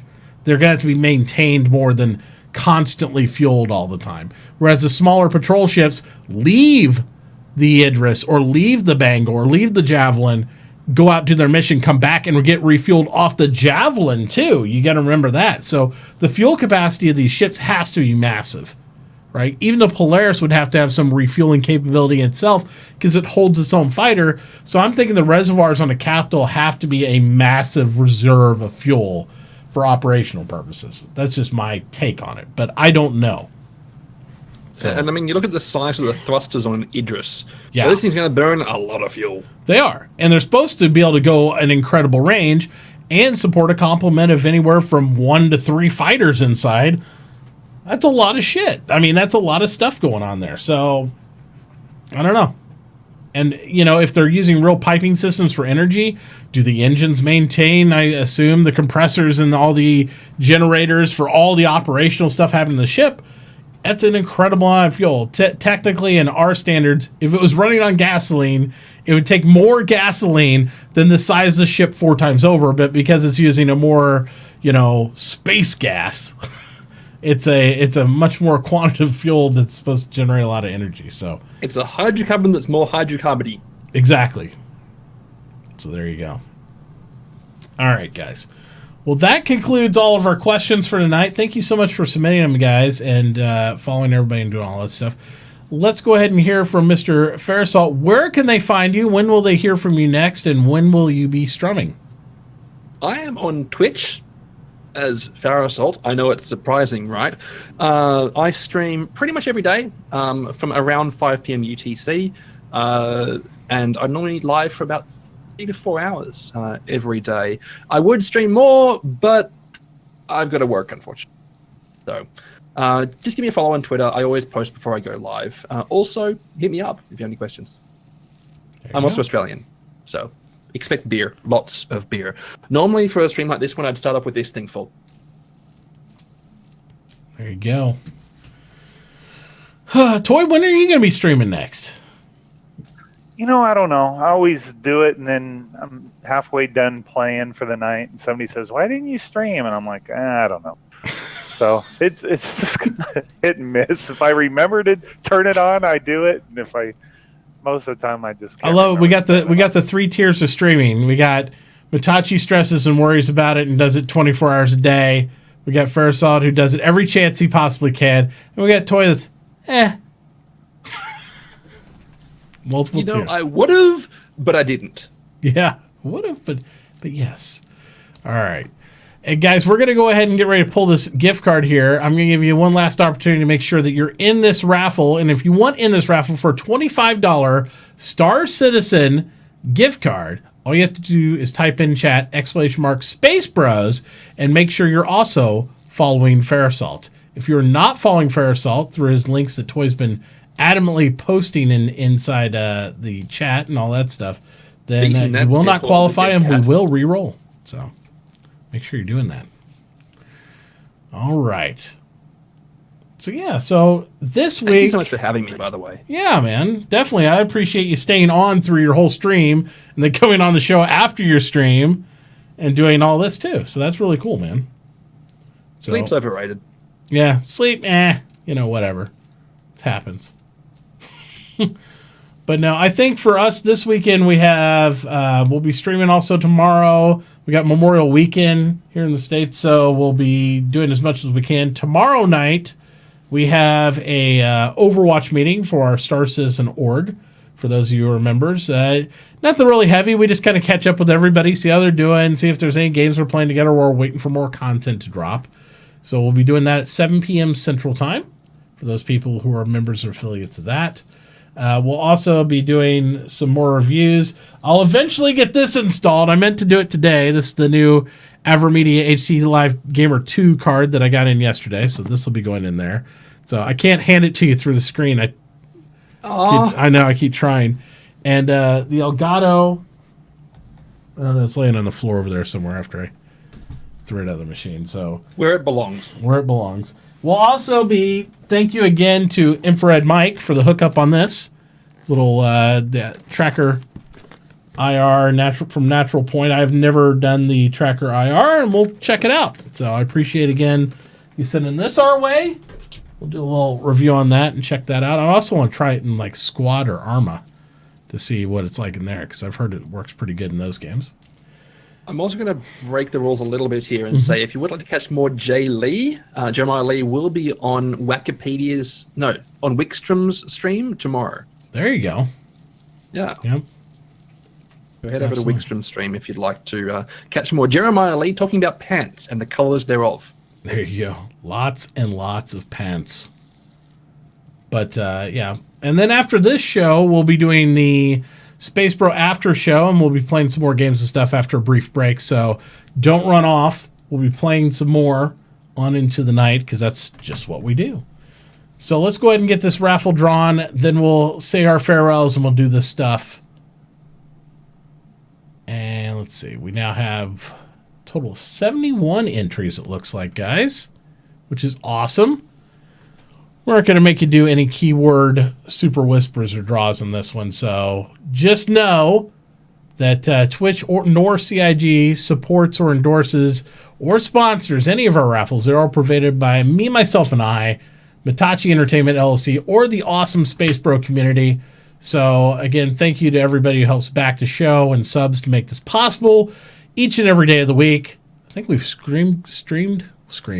We've streamed concurrently since August 1st of last year. We've never missed a day, and we're going to keep doing it every single day until you're tired of me and kick me off Twitch. So there you go. And we're going to draw this thing in 3, 2, 1. And it looks like Battle Bear Baja is the winner. Do you have him as a follower on yours? I don't appear to have him as a follower. Uh-oh. Battle Bear, did you go over there and did you follow him or not? Because that's not good, brother. Wow. Oh my gosh. $25 down the drain. What's that check command that you can check on people's stuff? I don't know it. Asian Glow always knew that stuff. Yeah, you're asking the wrong person. I don't know. There I go. Go for mods and stuff like that checking. All right. Well, if not, we're gonna have to re-roll it, brother. Wow. One of our requirements. That's a shame. Yep. Yeah, I'm just going through my lists, and Battle Bear is not a follower. All right. Re-roll. How about MC Scath? Miscath? MC Scath is a follower and has been following me since 2016. Well, then he's more than secure. And Miscath is the winner of the $25 gift card. So many people in here with no sympathy. Like, Battle Bear's won some stuff. That's cool. But yeah, let's get some bros in chat for Miscath. Thank you so much for, being a loyal follower of both of our shows. And that's very much appreciated. And a supporter of my show. He's been a sub here for a little while, too. So I will send you a message on that, my friend. And we'll get you paid out by the usual payout dates on that. And with that, we're going to go ahead and take like about a 5-minute break. And we're going to come back with some games. And if you're interested in playing some PUBG live with us, you can enter the queue and we'll get everybody involved in that as well. And yeah, that's it. That's all I got. Hey, you guys good? Everybody good? Everybody pimped all their shit? Anything else you guys want to sell? All right. Thank you for having me on here. And as always, folks, pay for your content creators. Sub to this dude. He's awesome.